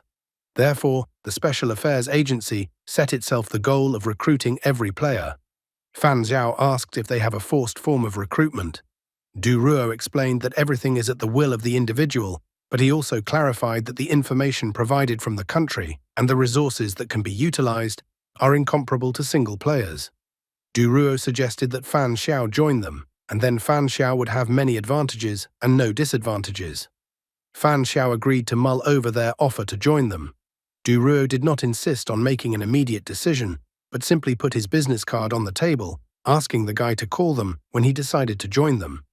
Before leaving, the man said that the business card contained his phone number, as well as an account number and corresponding password on the Special Affairs Agency website. There was some information on the Special Affairs Agency website that they wanted to share. The guy thanked him for the visit, and then they left the guy's apartment. As soon as they stepped outside, Wu Yanqing informed the captain that she had observed the guy using her Eye of Truth talent. She assured him that the number and color on the guy's arm were not suspicious and that everything was genuine. Duruo was also surprised to meet such a guy, as white players were currently very rare. Currently, the Special Affairs Agency had to deal with black-marked cannibal players. He noted that the guy had a good resume, so if they could get him on their side, it would be a good help for them in the future. Wu Yanqing, on the other hand, thought Fan Xiao was arrogant, and she hardly believed that they could persuade Fan Xiao to join them. Duruo believed that if the guy refused to join them, then they needed to persuade him to cooperate with them. He then ordered her to contact the Special Affairs Agency so they could plan this cooperation. In addition, he asked the woman to try to obtain information about the dungeons and the tickets associated with them. Duruo stated that he wanted to investigate this matter. Wu Yanqing obediently agreed to carry out the order. After that, Duruo asked the sniper and the combat team to leave their positions. The sniper, who was on a nearby roof, received orders to cancel the elimination of the target. However, at that moment, Angel of Slaughter appeared behind the sniper. She was already preparing to kill everyone, pierce the sniper's intestines, and behead him. The girl believed that dancing and waving their arms would make them less attractive. But at that moment, Fan Xiao told her that they had retreated. Therefore, he ordered her not to be capricious and to return immediately. At that moment, Angel of Slaughter appeared behind him. She declared that Fan Xiao was bad because he wouldn't let her kill whoever she wanted, and she wanted to play. As it turned out, the guy had come up with a name for her, Fan Qi. He began to scold Fan Qi, explaining that it wasn't worth playing every day. Moreover, he believed that as long as they didn't wish them harm, they wouldn't act first. Fan Qi puffed out her cheeks because she wasn't allowed to do whatever she wanted. Fan Xiao pointed out that they already had things to do. They needed to prepare for the next dungeon. He took the Rose Street Fortune Hotel ticket, which had a detailed route on it. Train number, Spacetime Train G083301. Destination, Rose Street Fortune Hotel. Carry-on items. Half a cubic meter of game reserve space allows you to take some essential items with you to pass through the dungeon. It is prohibited to store firearms and other dangerous items in it. Late at night on the roof of a high-rise building, Fan Qi tried to catch her breath and called the guy a fool, noting that he weighed too much. Fan Xiao noticed that the girl could only carry it a distance of about 10 meters after pumping it, and to unlock the full flying skill, they still had a long way to go. However, he noticed that the weapon transformed from anger had become a purely domestic tool for murder. After that, he let the girl go, wishing her a good rest. Since he had managed to test almost all of his abilities, he decided to go to a new dungeon. As soon as he used the ticket, he began to be transported to the Spacetime train station. The system asked the player Seal to note that his Spacetime train G083301 would arrive in 5 minutes. The system also reminded him that as an E-rank player, he had half a cubic meter of game space to store items that he could take with him on a trip or into a dungeon. However, the E-rank player's storage did not support the placement of firearms and high-tech products. Once at the station, he looked around, surprised that this time he was not sent directly to the shelter, but had to get there by space-time train. Now he understood why the pass was called a ticket. At that moment, a man approached him, noting that it was an incredible coincidence that he had met Fan Xiao in such a place. The man asked if Fan Xiao was also going to the dungeon. This man was Du Ruo, whom the guy recognized immediately. Du Ruo admitted that he couldn't contain his curiosity, so he decided to try it once. However, Fan Xiao didn't believe in such strange coincidences, so he was on his guard. Fan Xiao asked how many times the man had gone to the dungeon. Du Ruo immediately said that this would be his third trip to the dungeon. Will Du Ruo manage to survive this trip and recruit Fan Xiao to side with the Special Affairs Agency? The guy had already asked Du Ruo directly about the possibility that they might have gotten into the same dungeon. Du Ruo only explained with a smile that the space-time train would pass through many stations, each of which had many dungeons. Therefore, the man tried to reassure him by saying that it was unlikely that they would be so lucky that they would be able to get to the same station and the same dungeon. Fan Xiao admitted that he had seen on the Special Affairs Agency's official website that there was a trading platform. So the guy asked the man if he correctly understood the information that there was a trading platform where tickets could be exchanged. Du Ruo confirmed his speculation. He also said that trading required actual contact between players, and that usually such trades were only done within their organization. It's all set up this way because other players can't trust each other, since in the game, killing another player allows you to take their items. Therefore, players are afraid of falling for such cheating by other players. Fan Xiao decided to waste no time and asked if there were many players in the Special Affairs Agency. But Du Ruo was not a bad guy either, saying that if a guy joined their organization, he would tell him this information. After hearing his reply, Fan Xiao still once again decided to dodge a quick decision, informing him that he needed time to think about the proposal. At this moment, a voice sounded out from the speakers. The voice greeted the players with the arrival of the space-time train, G083001. The announcer also announced that the train was departing from Sunshine Coast Station and heading to its final station, Fantasy Fairy Tale City. The players were also asked to follow the rules. The first rule was that it was forbidden to attack train workers, because otherwise a player who broke this rule would be escorted off the train by the guards. The second rule was that if the train encounters danger, players who help have a chance to get special rewards. The third rule was that players who actively spend money are more welcome on the train. Just as the announcer was announcing the rules, a train pulled onto the platform. Fan Xiao immediately said that he was going to Fortune Hotel and asked where Du Ruo was going. The man admitted that it was an unbelievable coincidence, but he had to go to the same place. However, Fan Xiao could not be fooled so easily by such speeches, and he immediately realized that this was too good a coincidence. The guy quickly realized that the Special Affairs Agency was watching him, but he thought that it didn't matter and he would do the task properly. After that, Fan Xiao and Du Ruo proceeded to the train and took their seats. After looking around inside the train car, Fan Xiao noticed that there were quite a few people. He also noted that according to the rules announced by the announcer, there was no prohibition for players to have private duels. After pondering his words, Du Ruo did not remember that there had ever been any such clashes between players. However, he didn't rule out the existence of players who might kill another player for items, and there might also be cannibal train players who were eager to attack other players and have a treat for themselves. Therefore, the man advised the guy to be careful. At that moment, a conductor with a cart came up to the guy and handed him a menu. He took the menu in his hands and began to study it closely.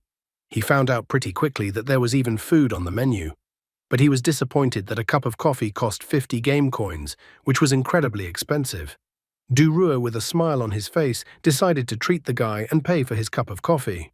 The guy thought it was quite generous of the man. After a while, they brought him hot coffee, which he sat and drank comfortably. He noticed that the coffee was not ordinary at all. When he examined the cup, he noticed the name on it that it was a joint product of 9th Dimension and 9 Arts Gastronomy. Du Ruo informed him that everything was real in this place.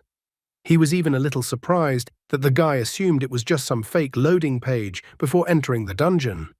Fan Xiao continued questioning, trying to find out from the man what this place even was.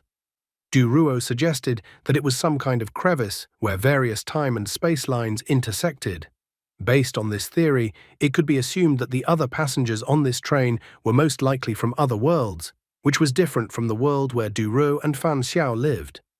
Du Ruo admitted that when ordering food, he bribed the attendants to get some information, and the most valuable was the information about the space-time station number. Fan Xiao immediately called out the number G08010A1. The man noticed that the guy was pretty good at memorizing everything. He also shared the information he was able to find out. As it turned out, G08 is the number of the space-time node, 010 is the number of the world zone. According to this information, Earth has the number 010 for the world zone, and the last digits A1 is the station number. Every starting station in the world started at A1, and there were many game dungeons hidden underneath the station. Fan Xiao now had a slightly better understanding of what was happening, having memorized the point that parallel worlds were divided by numbers. Suddenly, an announcement was heard on the train. The announcer asked for all players' attention and then announced that there would now be an emergency bounty announcement. The train announcer reported that a player known by the nickname National Annihilation had been spotted in spacetime node G08. He was a member of the Tribunal of Life Assassination Organization. This person is a super player who once killed high-ranking employees of a game company and is an extremely dangerous individual. The announcer appealed to all players at spacetime node G08 that if they had any information about this individual, they could directly report to the game. Depending on the importance of the information provided, the game company was willing to provide an appropriate reward. Fan Xiao wondered why the game company couldn't directly punish the players. After all, in order to catch criminals, they have to use the space-time train and issue reward ads. The guy wondered about the organization he had just learned about, Tribunal of Life. He was a little surprised that there was a player organization that dared to openly oppose a game company. Du Ruo understood his reasoning perfectly. After all, based on these announcements on the train, it appeared that the game company could not fully control the evolution game. However, he thought that this was quite good news for them as players. Fan Xiao wanted to know more about the game, so he asked the man if he knew anything about super players or S-level players. However, Du Ruo was even slightly annoyed that the guy seemed to think his was an encyclopedia. He admitted that he had only started playing a month earlier than the guy, so he didn't have much information. The man thought that super players were hardly anyone they could face at their current level. Suddenly, the train announcer announced that the train had arrived at Rose Street Station and advised the passengers with this ticket to leave the train.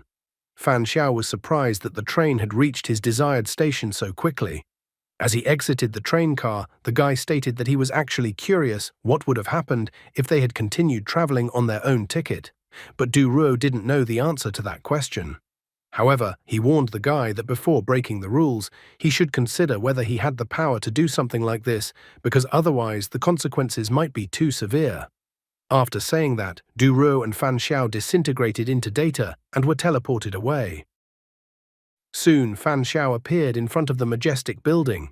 Immediately, it was announced that the Fortune Hotel dungeon had been opened. The backstory of this place was that ever since the guests of Fortune Hotel started complaining that there was a foul odor in their rooms, the hotel staff started a thorough investigation trying to find out the sources of the odor. They thoroughly checked the bathrooms, water pipes, floors, ceilings, and windows, but found nothing. However, the odor was getting stronger, so the staff began an even more thorough inspection, destroying everything in the room. Eventually, they found the body of a decomposing woman in a red dress with her hair loose in the mattress. As it turned out, it was a murder with the body concealed. The body was quickly removed and the odor disappeared, but creepy and rather strange things began to happen in the hotel. Some hotel guests complained that light footsteps could be heard in the hallway at night. Daredevils who still decided to open the door of their room at that moment saw the silhouette of a woman in a red dress with loose hair. After that, the hotel guests started disappearing one by one, and the odor reappeared. The staff found the bodies of the missing people in the mattresses of other rooms. Panic from this event gripped everyone, and everyone was convinced that the murder victims hidden in the mattresses had turned into evil spirits that roamed the hotel, killing new guests and stuffing their bodies in the mattresses, repeating their tragic fate. After this brief backstory of the hotel, a system notification appeared. The notice stated that 9 p.m. to 7 a.m. was a time of activity for evil spirits, so hotel guests were advised to lock their room doors and be cautious. It also stated that only one guest could stay on one floor. Violators of this rule would be the first to be attacked by an evil spirit. The system also reported the most important rule. During the dungeon, the hotel will be completely isolated from the outside world, so players will be completely cut off from other space-time levels. After that, the system finally announced that the dungeon task was to live for 3 days in Fortune Hotel. Fan Xiao thought that this was all just an old and rather hackneyed bogeyman. Gradually, other players began to appear beside him. Du Ruo was also among the players in this dungeon. Once all the rules and backstory were announced, a girl appeared in front of them. She looked around at all the players and then announced that she had received a notice that the dungeon had closed. And she also added that they were the last group of players to enter this dungeon. The girl revealed that there are 12 players all participating in this dungeon. The excited guy decided that everyone should enter the hotel first, because the task stated to stay in the hotel for 3 days, which meant that time would only count down from the moment they entered the hotel. However, the woman suddenly declared that they couldn't enter the hotel now. She believed that they did not yet know if there might be any cannibalistic players lurking among them. The woman felt that everyone must first assure that they were not monsters, or else she would not enter the hotel. So whoever wants to go into the hotel can go in themselves. The blonde man was clearly unhappy with the woman's remarks. He felt that he didn't have to prove anything to anyone.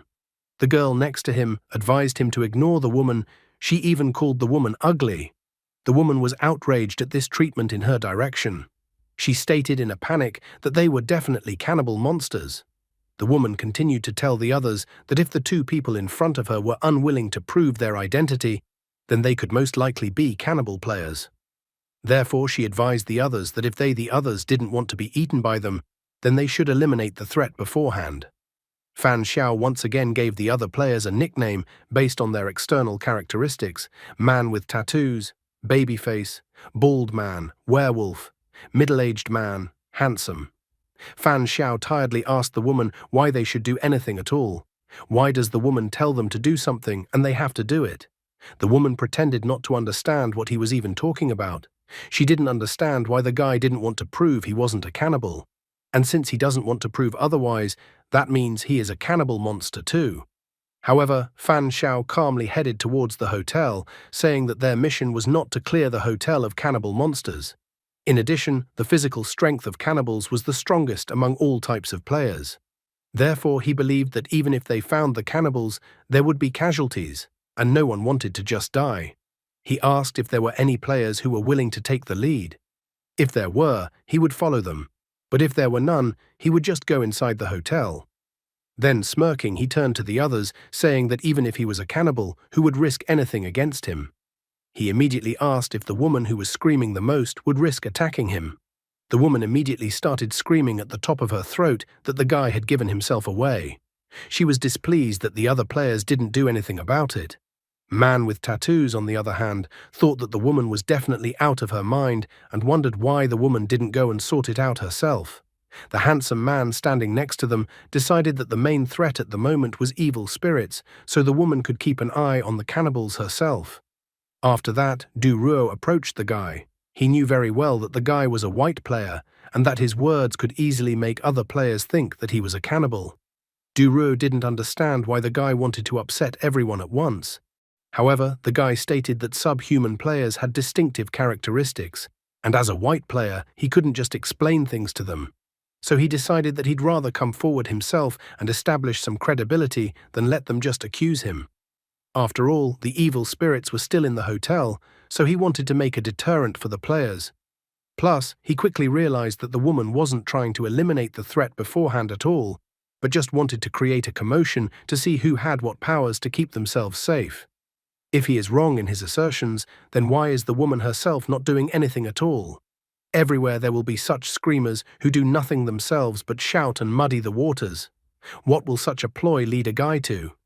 After that, everyone headed quietly to the hotel building. After that, despite the woman's cries, all the players entered the hotel building.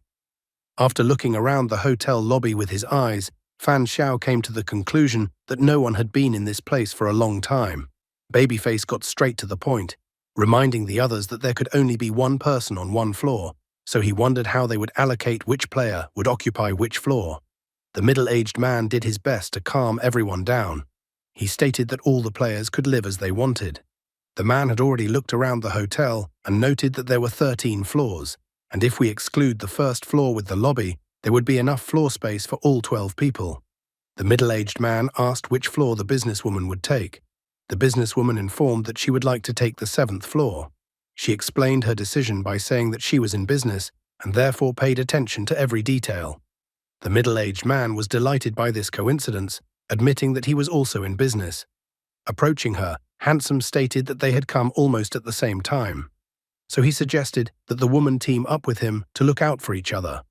Bald Man announced that he would take the 2nd floor and let the others continue to allocate other floors. Blonde Man was outraged that Bald Man decided to take the 2nd floor for himself. He believed that living on the 2nd floor was the easiest way to escape, so he was going to take the 2nd floor himself. Hearing his words, his girlfriend said that she would take the 3rd floor in that case, asking Chen to keep an eye on her.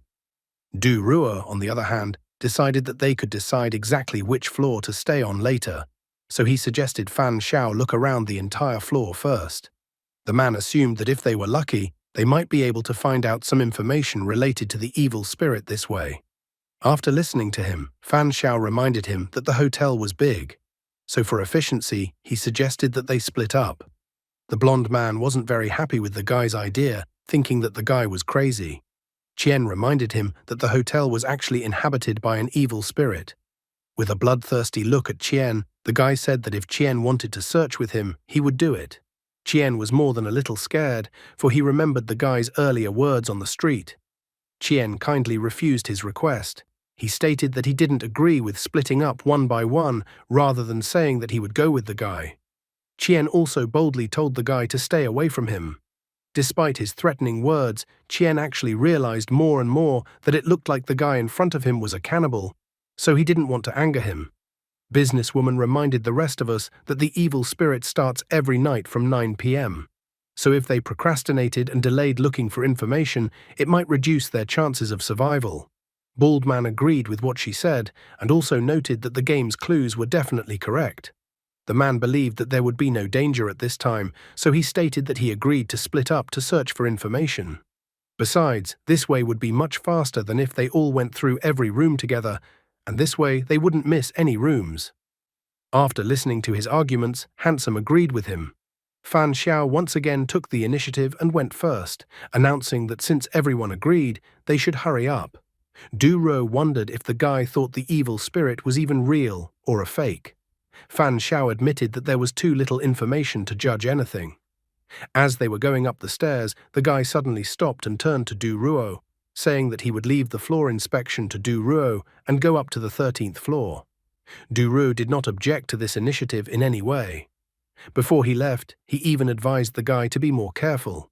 Fan Xiao annoyed Du Ruo, and he thought of him as a sticking band-aid, as the man never left his side. In the end, the guy decided it was some kind of test from the Special Affairs Agency to check him out. After a while, Fan Xiao arrived at the 13th floor. The first room he was going to start his search was 1301. At first glance, he noticed that no one had been in this room for a long time, so he didn't expect to find any easy clues here. Therefore, he immediately took out the anemia earring.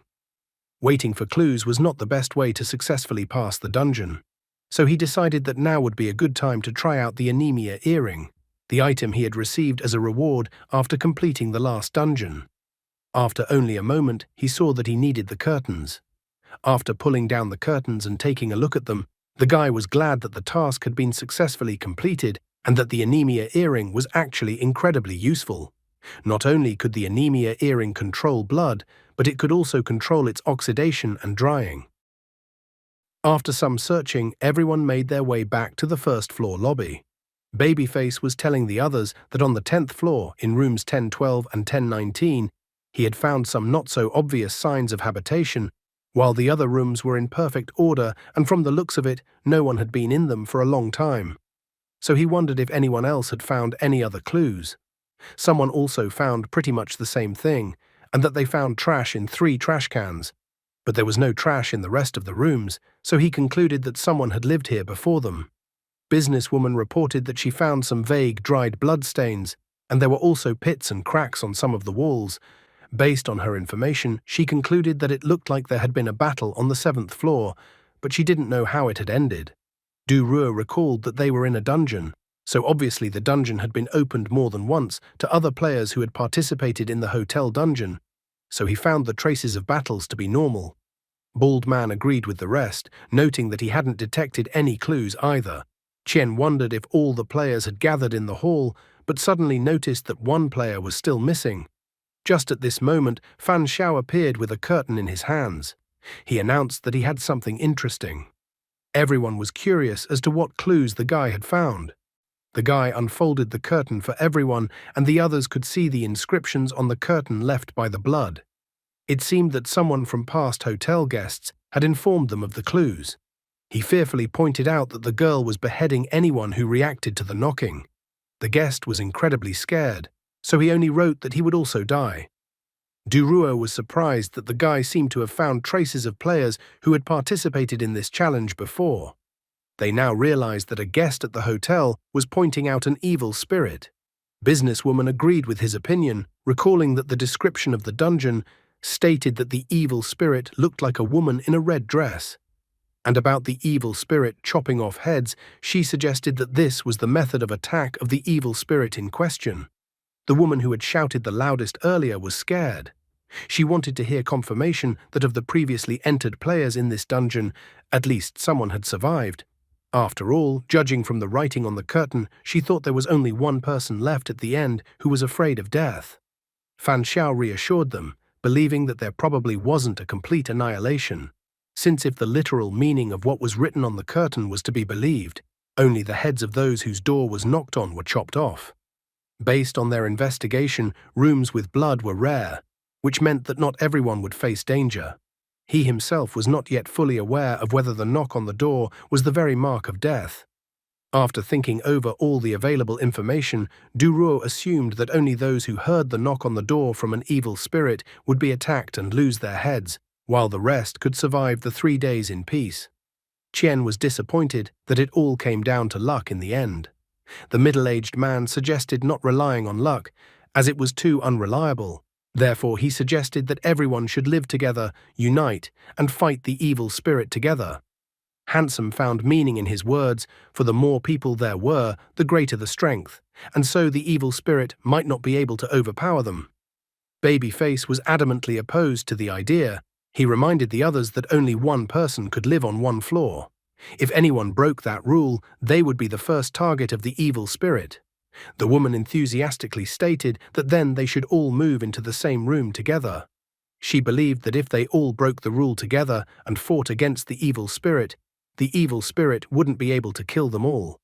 However, Fan Xiao intervened and asked her not to drag everyone else into her maelstrom. He felt that the woman was thinking and planning too beautifully. The woman was extremely displeased, wondering what the guy even meant. Fan Xiao calmly explained why her plan was nonsense. If they live together, that evil spirit will come and finish everyone off. He reminded the others that based on the assumptions, the knocking on the door would only affect some players. Based on the information he received, he concluded that there was a chance that some players could survive these 3 days safely. However, if they all lived together, the evil spirit would definitely attack them. Furthermore, he assumed that encountering an evil spirit didn't necessarily mean imminent doom. The guy reminded the others that they had found battle marks earlier, which could be interpreted as players trying to resist the evil spirit. So Fan Xiao suggested that the evil spirit probably didn't have a way to instantly kill players. After his words, Man with Tattoos announced that he would live alone and that whoever wanted to break the rules could break the rules. Bald Man also decided to live alone and trust his luck. After carefully considering her choice, Businesswoman also decided to follow the rules and live alone. Fan Xiao calmly pointed out to the others that since everyone had come to a common decision, they should all go back to their rooms since the safe time was almost up. And if anyone decided to break the rules and stay together, that was their choice. The woman was extremely angry at the guy for once again ruining her plans. The woman suddenly went into defenseless woman mode. She stated that the guy was actually a cannibal player and that he wanted them to act alone, so she asked the other players not to listen to him. However, Bald Man was already angry with her and told her to shut up. He felt that if a woman wanted to die, she shouldn't pull the other players after her. Looking at them, Fan Xiao even heaved a sigh of relief. The guy thought that if the bumbling idiots broke the rules and started living together, they probably wouldn't even have to wait for an evil spirit to appear, and the rules of the game itself would destroy the violators.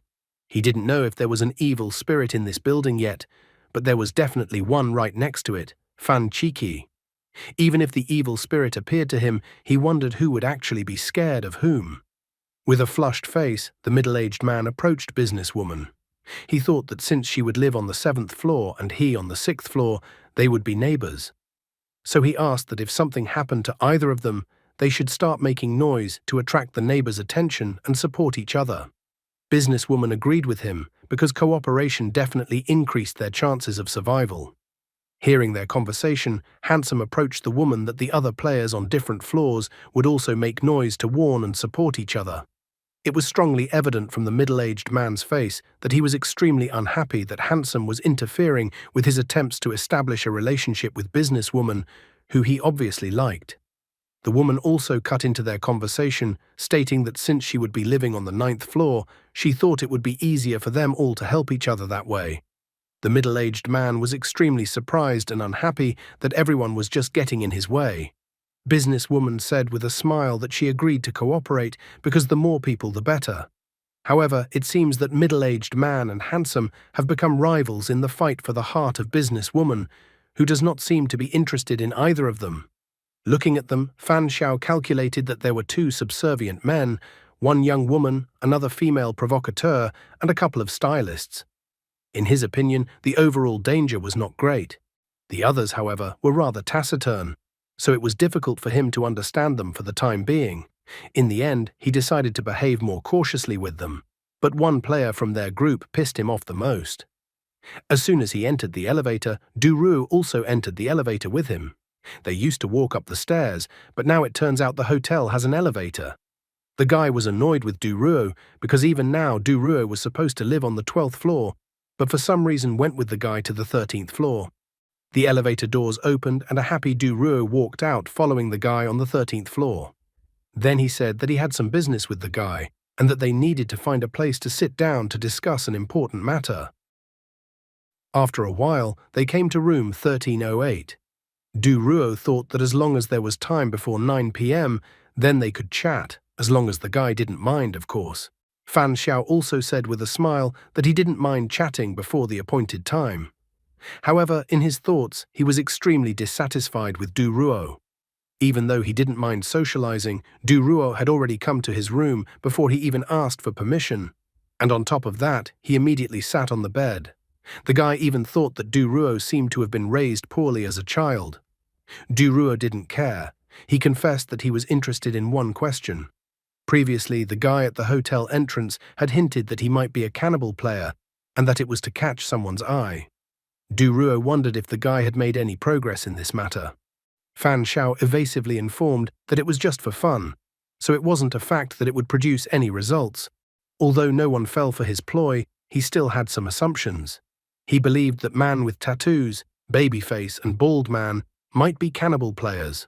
After hearing the guy call one of the players babyface, Duruo praised him for choosing a pretty accurate nickname for that player. He wondered why the guy thought that one of them might be a cannibal player, and what the guy thought was wrong with them. Fan Xiao shared the observation that everyone else is active, so it is immediately obvious that they cannot hide their intentions. But man with tattoos, babyface, and bald man are constantly silent and rarely say anything. If something were to happen, he believed that they would be the first ones to be under suspicion. Duruo finally exhaled and revealed that he hadn't actually come to discuss the players, but for another reason. He was curious. He wanted to confirm his speculation that those bloody marks on the curtain were actually drawn by Fan Xiao. Fan Xiao smirked and wondered if Du Ruo had been tasked to be an evil spirit and kill people.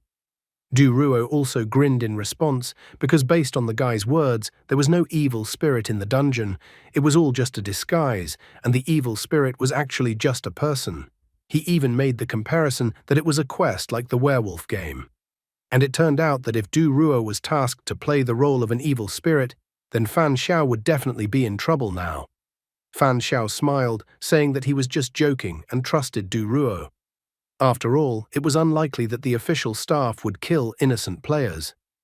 However, Fan Xiao was not a fool and was well aware that with the strengthening of Raj, Fan Qi would surely be able to kill Du Ruo. Du Ruo continued to smile, noting that the guy's speculation was quite interesting. But unfortunately, he wasn't tasked with being an evil spirit, so the guy could test him however he wanted. The guy's face even covered in cold sweat. He assured that there was no need to do that, because the bloody footprints were a trap to catch other players. Fan Xiao explained that if one recalled the description of the dungeon, the rules related to the evil spirit are quite obvious. The evil spirit will hide the bodies of dead people in the mattress, repeating its tragic fate. Now Fan Xiao has tampered with the information and added 2 new rules. Rule number 1, the evil spirit will knock on the door to mark the victim. Rule number 2, the evil spirit will chop off the head of the person it is about to kill. Fan Xiao concluded that if an evil spirit really exists, it is unlikely to follow such rules. However, if the evil spirit follows these 2 rules, it will fall into a trap that will indirectly confirm that the evil spirit is actually a person who plays the role of an evil spirit. Thus, the person who plays the role of the evil spirit knows perfectly well that the bloody writing on the curtain is fake. Therefore, the fake evil spirit's first order of business would be to eliminate the threat, which means it would probably try to kill Fan Xiao first. Du Ruo was surprised that the guy was so confident and believed that he could defeat the evil spirit. Fan Xiao corrected his thoughts by saying that it would only make sense if the evil spirit was a fiction. Otherwise, if the evil spirit really existed, it wouldn't care about the guy's pranks. Suddenly, Du Ruo took out 2 paper cups. He explained that he was holding an E-rank item, the evolved paper cup for communication. The man revealed that the 2 cups could provide communication in the same spatial domain, which was a good substitute for walkie-talkies that couldn't be brought into the dungeon. The guy was surprised that there were even such useful items found. Du Ruo held out 1 cup to the guy. The man asked the guy that if the guy catches the evil spirit today but can't handle it, he should remember to inform him so that he can come to the guy's rescue in time. Du Ruo was amused that everyone was avoiding the evil spirit, but the guy on the contrary decided to provoke the evil spirit. Before leaving, Du Ruo decided to find out why the guy was so sure that the evil spirit was just a fiction. Fan Xiao explained that he had just thought that the likelihood of such a situation was high. He didn't deny that there were such things as evil spirits, but he felt that such supernatural things were unlikely to appear in the Irang dungeon. Du Ruo wished the guy good luck with catching the evil spirit. He once again reminded the guy to remember to let him know if anything happened.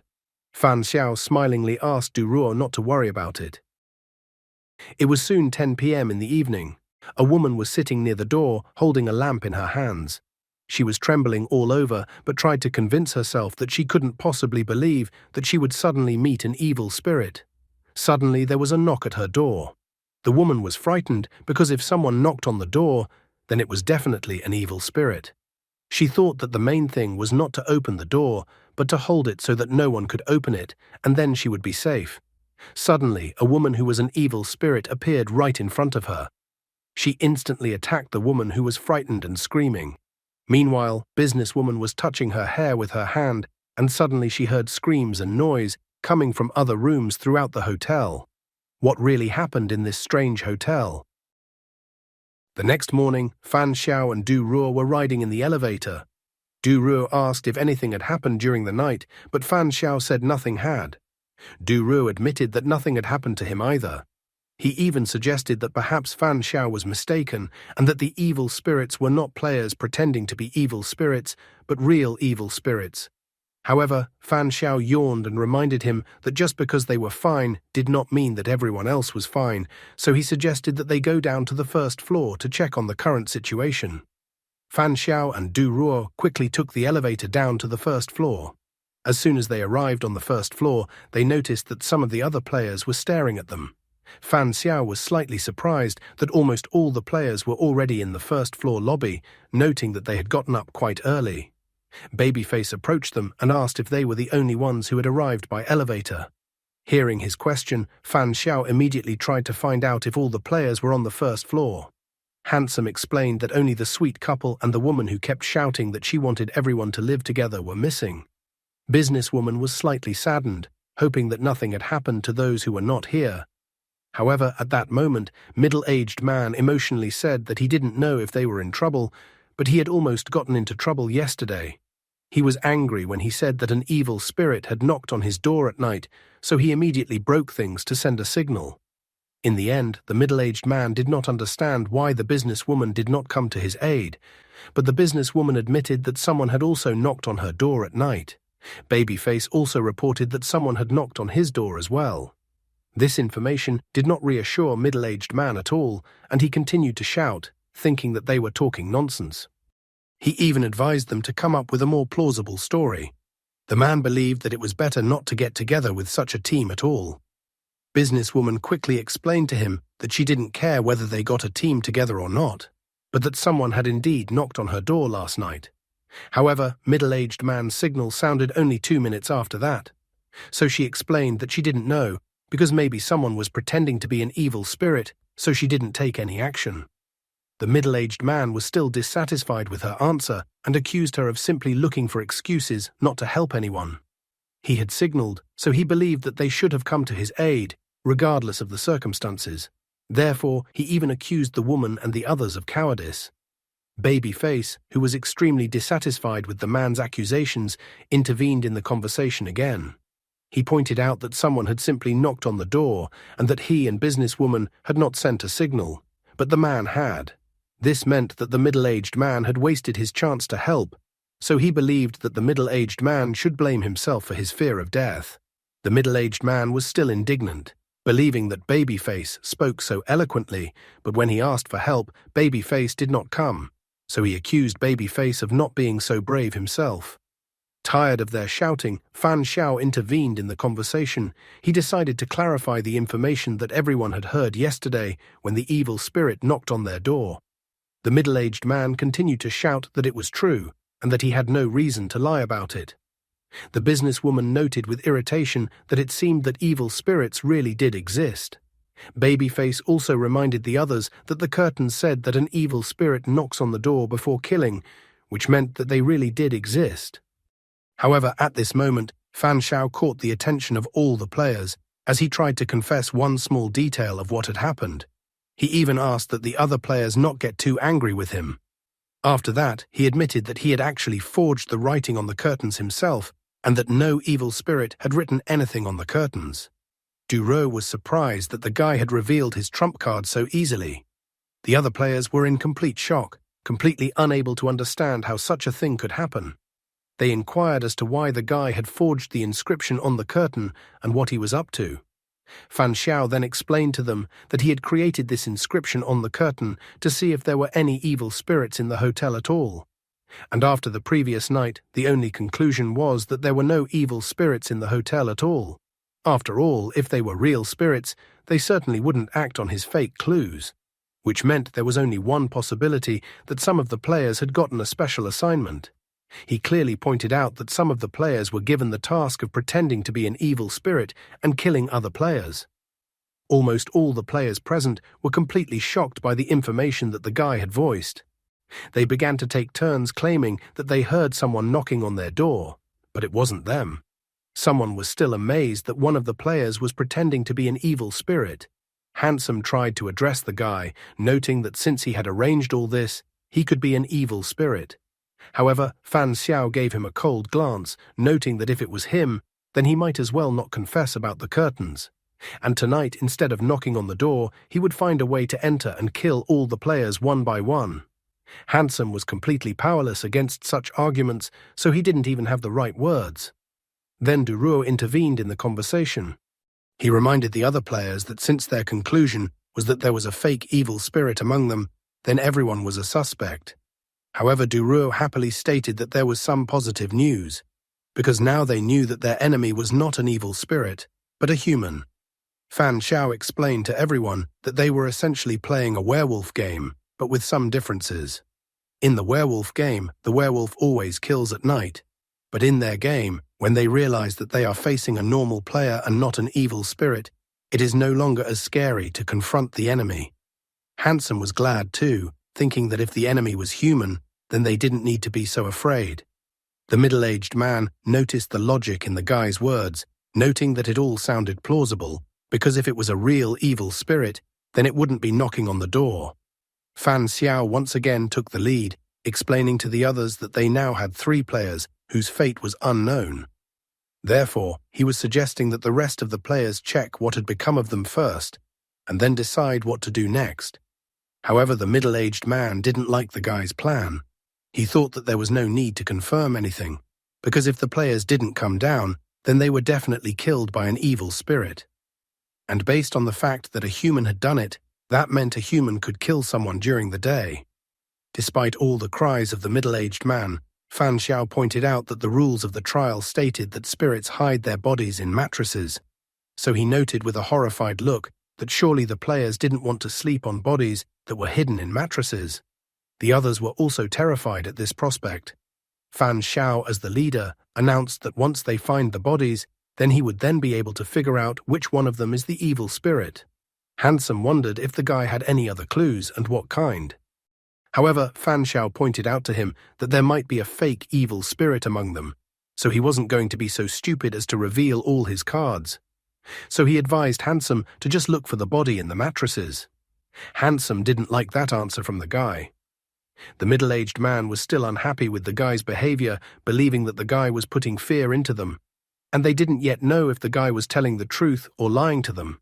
The very thought of sleeping on a mattress with someone in it gave businesswoman goosebumps all over her body, so she immediately agreed to do a body search.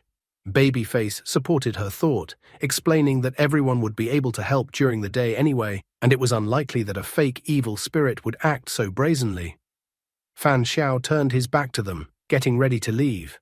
Lastly, he told them that this was all he wanted to tell them, but it was up to them to believe it or not. Duruo looked at the guy suspiciously. He wondered what the guy was really up to. After a while in one of the rooms, Fan Xiao continued to search the room and complained that the entire building had 13 floors, hundreds of rooms, and they had already searched almost half of them, but still found nothing. He even began to doubt that a fake evil spirit had hidden the bodies in the mattresses. But at that moment, he heard a suspicious sound behind him and turned around. Standing near the door was Bald Man, who possessed the arrogant doorknob item. Fan Xiao inquired what Bald Man was up to, but the man only smiled slyly. He pointed out that he possessed an E-ranked item, the arrogant doorknob. If this item was placed on a door, the door would completely block sounds from both outside and inside. Fan Xiao was a tough guy, so stuck his hands in his pants pockets and tried to extract information from Bald Man. The guy tried to make sure that Bald Man was the one who pretended to be an evil spirit and killed the 3 players. He was slightly surprised that the item's abilities were really strange and varied. However, Bald Man corrected his thoughts that it was like that, but he only killed the woman who screamed the most, and the other 2 broke the rules and were therefore wiped out by the game. What Fan Xiao wondered the most was why Bald Man hadn't attacked him last night. Bald Man coldly explained that he had one item that allowed him to see the approximate chance of victory against a particular player. Thanks to this, he noticed that the guy was incredibly strong, but the chance of victory against him was only 52%.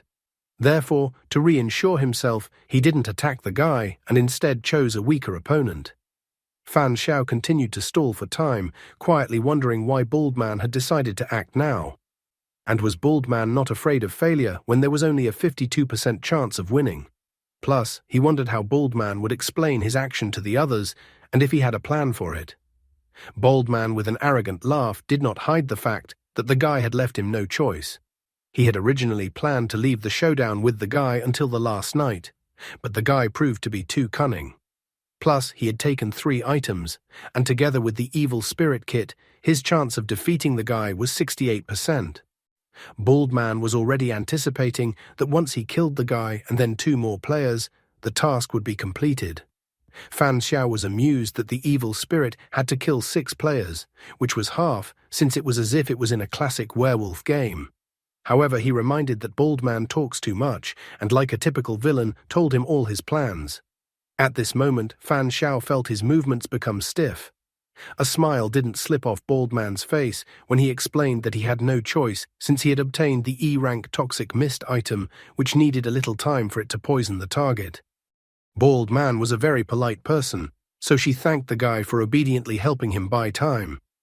Fan Xiao was surprised that the man was so sneaky that even though he won with a 68% chance, he still poisoned Fan Xiao, and now Fan Xiao couldn't even move.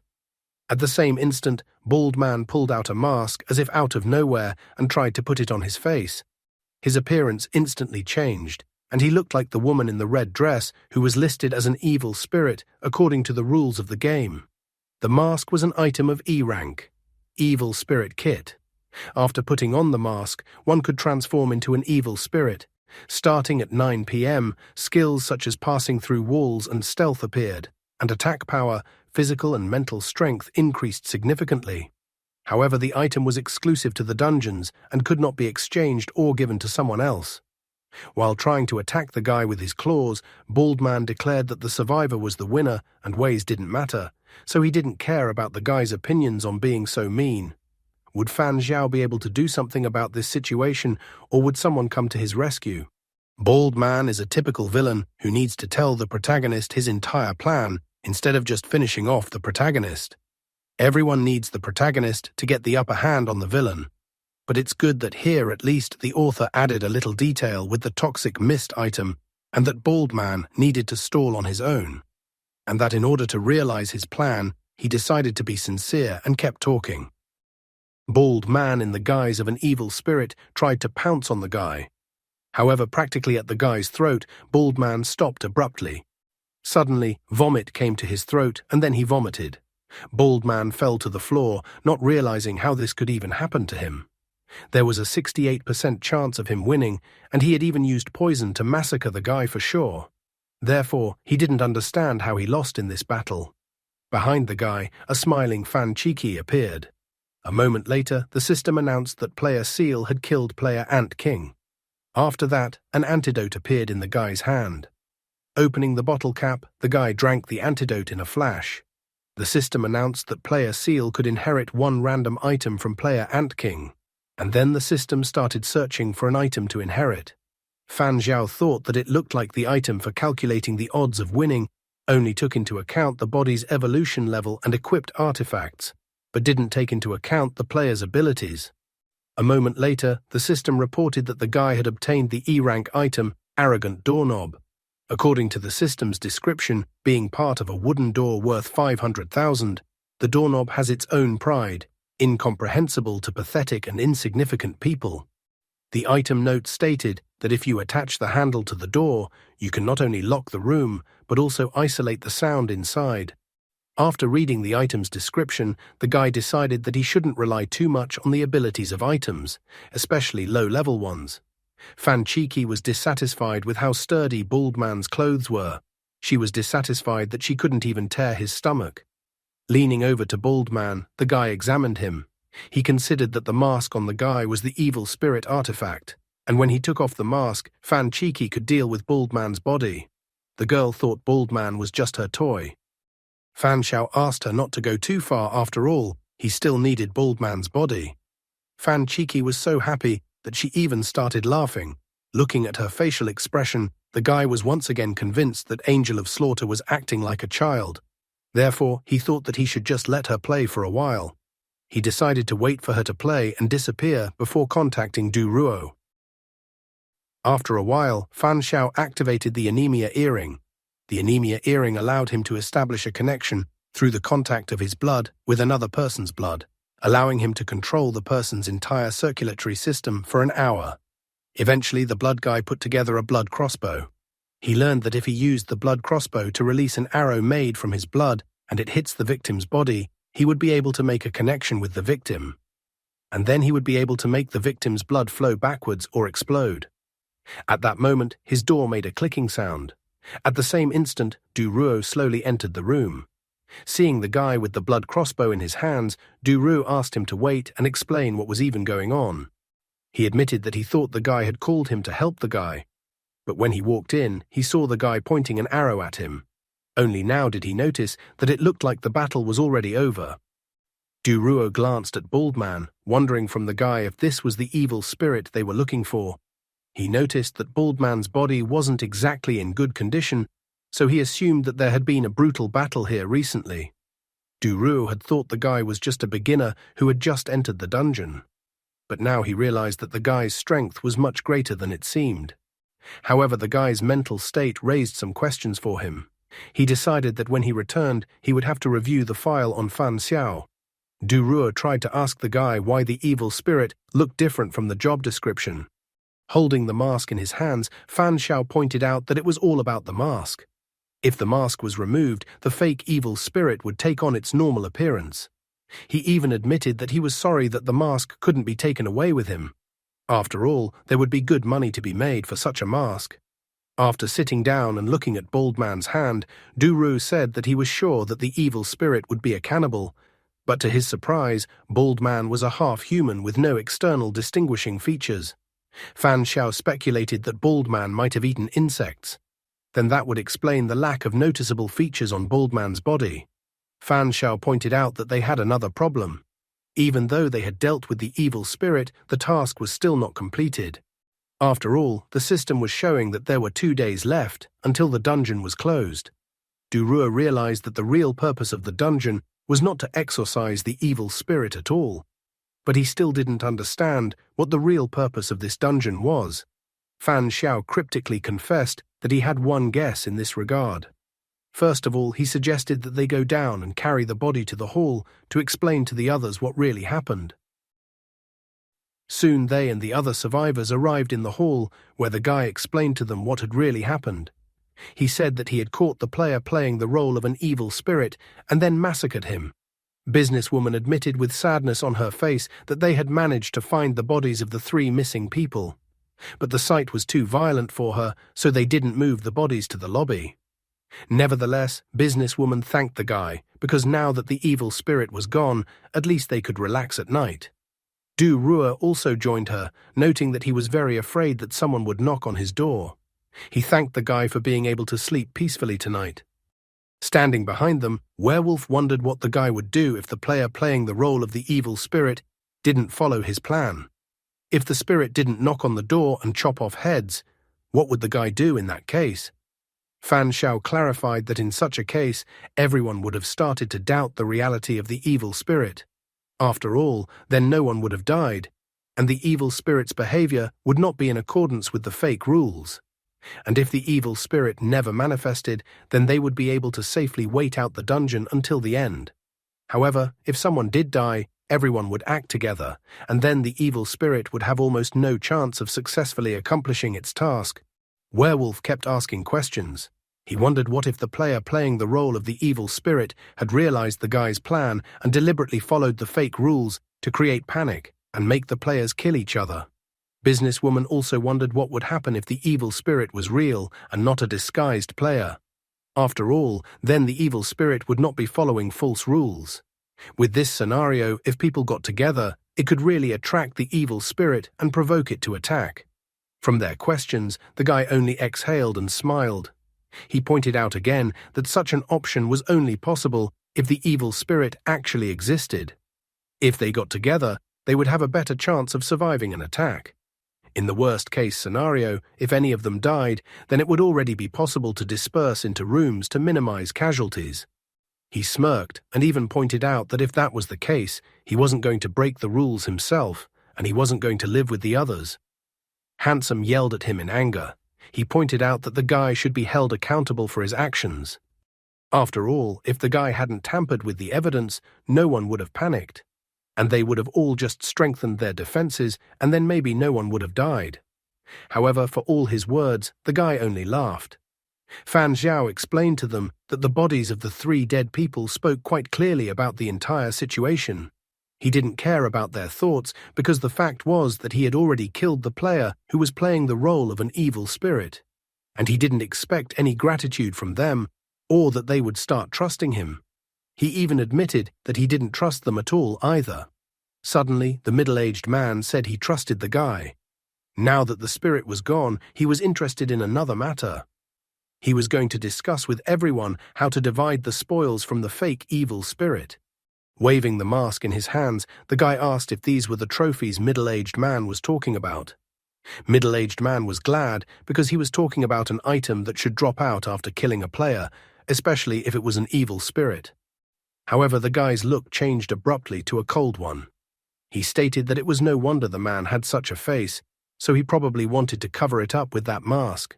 In his opinion, middle-aged man had done nothing but wanted a trophy. The guy thought middle-aged man's request was just unbelievable chutzpah. Middle-aged man was shocked by his words. The middle-aged man seemed to take great offense at his words, as he started yelling to everyone that the guy was a cannibal and he was the one who confused them with false evidence.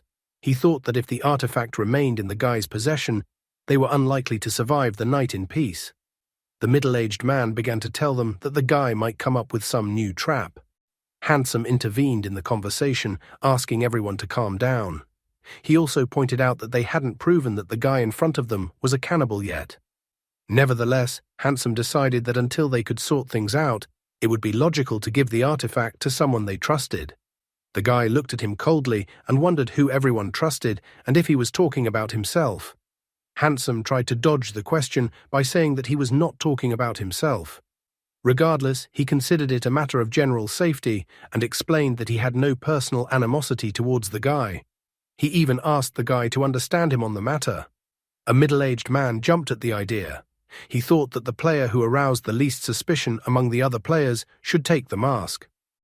Smiling, Fan Xiao tossed the mask to middle-aged man, declaring that he was suitable. The guy even asked that middle-aged man keep the mask properly. But when middle-aged man caught the mask, he saw a system notification that the item in his hand was exclusive to the dungeon, and that an unfit player could not obtain or use it. Middle-aged man was enraged, believing that the guy was just messing with him. It pissed him off that the item was a quest item, and the guy hadn't told him about it before. However, Fan Xiao only laughed, thinking that watching everyone fight was fun, because it was like going to a circus with monkeys. Middle-aged man announced that the evil spirit danger was actually gone, but the cannibal player was still in front of them. Middle-aged man pointed at the guy, shouting about how he was a cannibal. He even started yelling to everyone that the guy would attack them tonight, so they wouldn't be able to sleep well for the next 2 nights.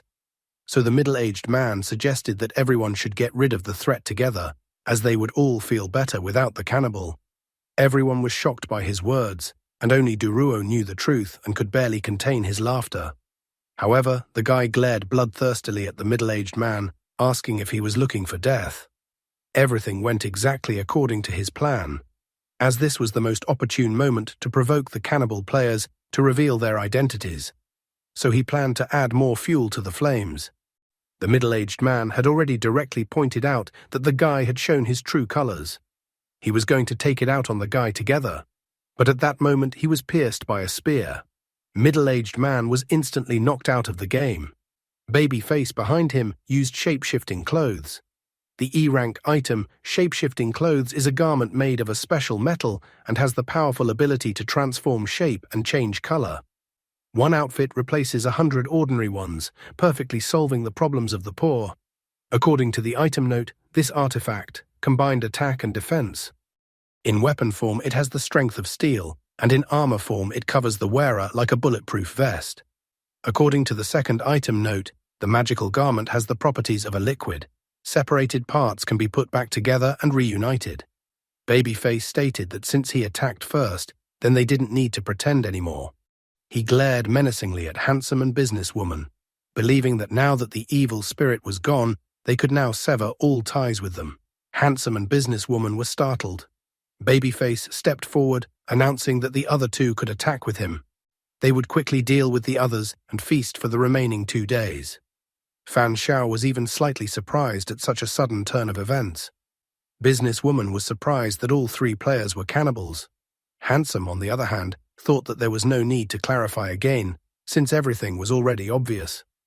Fan Xiao turned around to Man with Tattoos and Babyface, whether they knew each other. However, Babyface admitted that Man with Tattoos seemed like a cannibal to him.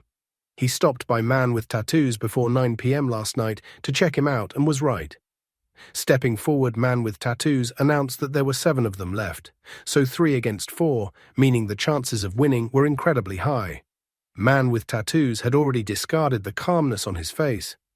He admitted that he hadn't eaten anything all day already, so he couldn't wait for the banquet to start. Man with Tattoos lunged at the remaining players. Handsome and Businesswoman were still incredibly scared. However, at this moment, Fan Xiao appeared in front of Handsome and Businesswoman and announced that there would be no banquet. His action surprised Businesswoman, Man with Tattoos, and Handsome. Babyface angrily inquired what he meant. At this point, Fan Xiao apologized to everyone and then revealed that he was actually a white player. Man with Tattoos was enraged that the guy dared to deceive them. Handsome still couldn't figure out if the guy was a human or a cannibal. Du Ruo then grabbed his head as if he had a headache. He then revealed that the guy was a human. He also mentioned that he knew the guy even before this game, so he could vouch for the guy. Du Ruo admitted that all the guy's actions were just a disguise and a tactical move. Werewolf gritted his teeth, stating that he believed the guy. Businesswoman suddenly pulled out her whip, informing him that they'll talk it over later, but first they need to deal with the cannibals. Babyface, as a typical cannibal, could no longer contain his anger. He tried to attack the guy, hoping the guy would pay for his deception. Then the guy pulled out a blood crossbow, which made Babyface back off a bit. However, when the guy shot an arrow from the blood crossbow, Babyface's robes were able to block the arrow. Realizing that the arrows were useless, Babyface rushed to attack, swinging his spear. But at that moment, Businesswoman appeared in front of him and used Queen's Domain ability. Babyface was thrown aside. Businesswoman then revealed her nature, and a grinning mistress with a whip in her hands appeared in front of Babyface. Babyface was incredibly scared, and Businesswoman was beating him with the whip at full force, dominating him. Fan Xiao was surprised that Babyface's armor could defend against the blood arrows, but couldn't even soften the whip blows. He realized that the whip was also an artifact, and apparently of a high level. How will their fate unfold next, and at what speed will they deal with the cannibals? Man with Tattoos and Werewolf clashed their fists. Werewolf was almost as strong as Man with Tattoos, although the latter was furious. Du Ruo decided to seize the moment and tried to attack Man with Tattoos with his sword, but the latter dodged Du Ruo's sword on reflexes. Du Ruo announced to Man with Tattoos that the two of them would be his opponents in this battle. Man with Tattoos was furious. In his thoughts, he confessed that he had absolutely never expected that the guy would deceive them and was not a cannibal. Now the situation for the cannibals was at a maximum disadvantage, as 2 cannibals were facing off against 5 players. Looking at Du Ruo and Werewolf's ongoing fight against Man with Tattoos, the guy noted that it looked like the Special Affairs Agency's forces were in place, so he felt that he didn't need to worry about that fight.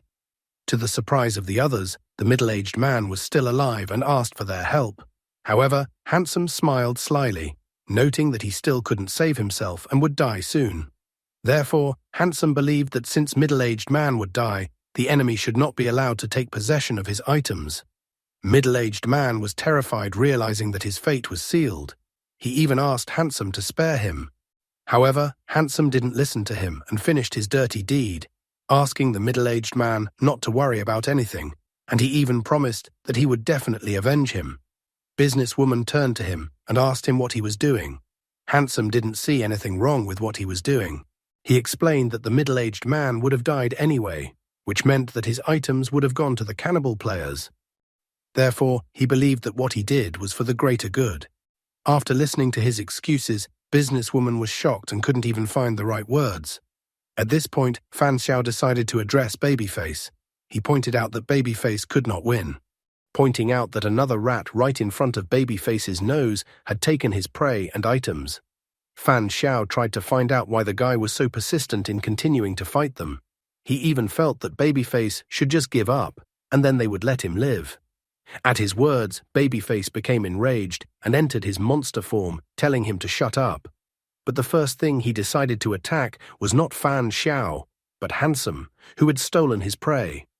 At this point, Handsome showed why he was still alive as he used speed-running sneakers to escape from Babyface. However, Babyface was not going to let go of such an impudent player. He took aim and swung the spear in his hand.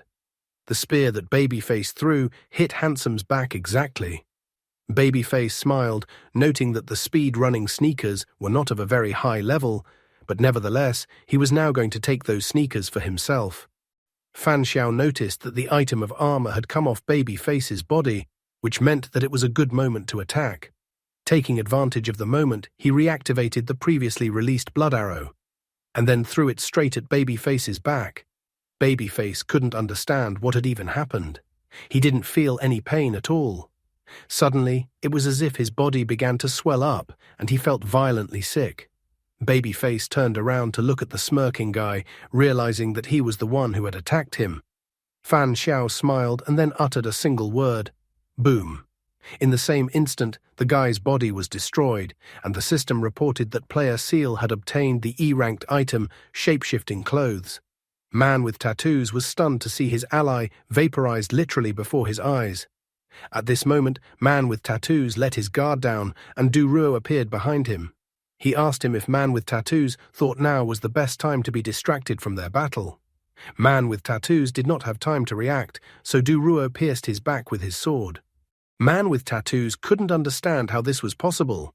And now they had 3 more dead players: Man with Tattoos, Babyface, and Middle-Aged Man. Handsome was still trying to cling to his pathetic life. He begged for Fan Xiao to save his life. However, Fan Xiao pointed out that he wouldn't be able to save himself anyway and would die soon. With a sly smile, Fan Xiao wondered if Handsome was familiar with this phrase. However, he said that although he was not acting morally, he was a humanitarian at heart, so he announced that he would not kill Handsome. The truth is, though, that Handsome only has a pair of useless, speed-running sneakers. Businesswoman, who was listening to their conversation, was surprised to hear the word humanism from the guy. Nevertheless, she thought that the guy's moral level was pretty high, and that at least it was higher than that of a guy lying on the ground. Businesswoman dealt Handsome both a moral and physical blow, informing her that too often the team was filled with people who were unwilling to help but happy to take advantage. At this point, animal ears appeared on Businesswoman's head. She reported that she rather liked people like the guy in front of her, smart and brave. Fan Xiao was surprised that there was another one of the half-human among the players. An overjoyed Duruo began whistling a song, noting that he didn't think at all that they would be able to deal with all the dangers before the end of the first day. Werewolf noted with a bit of sadness that of all the players, it was just the 4 of them left. Businesswoman reported that the main reason for the problems was the mechanics of the dungeon. They thought they had to avoid evil spirits, but it turned out to be similar to Werewolf's game, so they had to simultaneously defend themselves from the evil spirit and find cannibals among the players. Duruo also explained that putting the evil spirit item in Bald Man's hands also had a certain effect. After all, Bald Man eliminated 3 people in one night, which increased the advantage of the cannibals.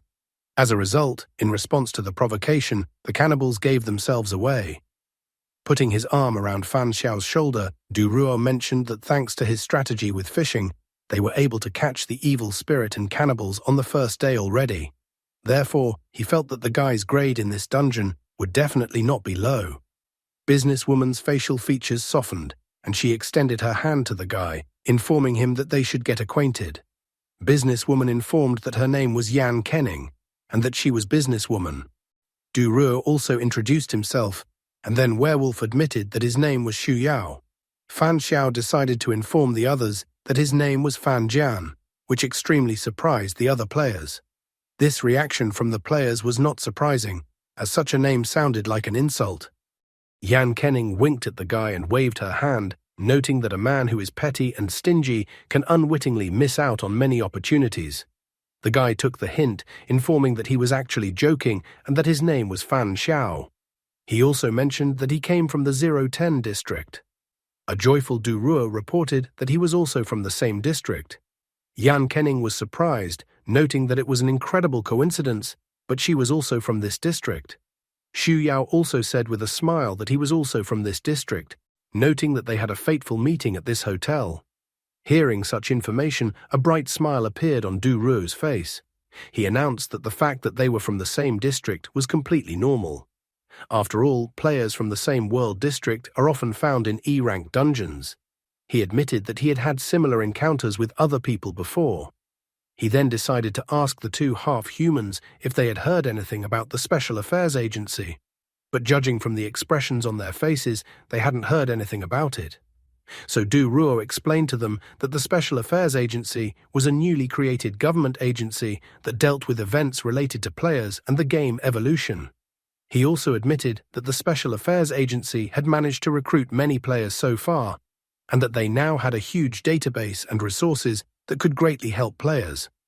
Du Ruo took out a business card from his pocket, where the phone number of the Special Affairs Agency was listed. He handed the business card to them, noting that if they were interested in such an offer, they could contact him after they left the dungeon. When they received the business cards from Du Ruo, Yan Kenning thought that since they were from the same world, they could get to know each other better if they had the chance, and that after returning to their world, they could meet again, or they could make an agreement and go to the same dungeon together. Xu Yao was curious if the evil spirit and cannibals were destroyed. Does it count if they passed the dungeon?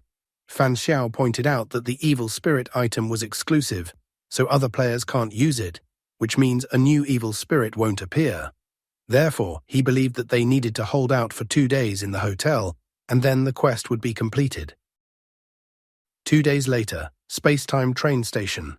The system reported that the E-rank Fortune Hotel dungeon had been passed. According to the system, Player Seal received a grade of A. Player Rabbit, aka Du Ruo, received a grade of B. Player Ragdoll Cat, also known as Yan Kenning, received a grade of C. Player Snowwolf, aka Xu Yao, also received a grade of C. The guy was even surprised when all of their nicknames in the game were voiced, thinking that he had gotten into a zoo. The system then announced that the dungeon rewards were starting to be given out. The system asked all players to check their inventory. Looking at his inventory, Fan Xiao began to examine what he had gotten for passing the dungeon.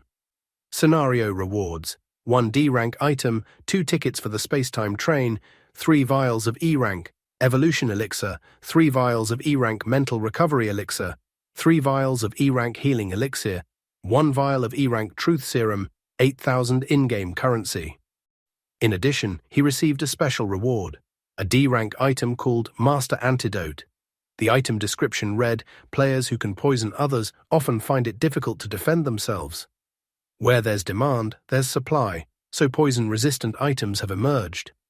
But did you know that creating such an item requires the sacrifice of 1 Master Antidote?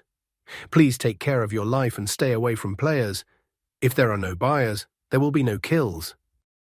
Note: the host is immune to all rank D and B viruses, poisons, biological toxins, and hazardous substances. The guy quickly realized that the Master Antidote was a passive item. The item only needed to be activated once, and the ability to be immune to poison would become a permanent passive attribute of the wielder. Fan Xiao thought that this item was much more convenient than the anemia earring, which needed to be activated every time. At the same instant, a system notification appeared in front of the guy. The system informed him that E-ranked players could only use 3 items at a time, and the excess items had to be discarded or exchanged for in-game currency. Fan Xiao currently had the anemia earring, Master Antidote, arrogant doorknob, and shape-shifting clothes. Fan Xiao was slightly surprised that the game had such restrictions. However, he had no choice, so he took the opportunity to ask the other players if they needed the item that was currently in his hands, as he had an extra item. He decided to get rid of the arrogant doorknob. Du Ruo immediately realized that the guy's inventory was full, and he didn't have any more free space. Yan Kenning was surprised when she heard that there was a limit in the inventory. As the most informed player among them, he clarified that E-rank players could only have 3 items at a time. However, he asked that Fan Xiao not look in his direction, as he didn't need the arrogant doorknob. Yan Kenning thought that the arrogant doorknob was a useful item in certain situations. However, given the limitations of inventory space, She thought that there was no point in keeping the arrogant doorknob in her inventory. She even considered that next time, if a good item fell out, she would have to think about what to do with the arrogant doorknob. Zhu Yao also refused the guy's offer. Fan Xiao sadly exhaled, realizing that he had expected this outcome when he voiced his proposal. In the end, he chose to dispose of the item arrogant doorknob.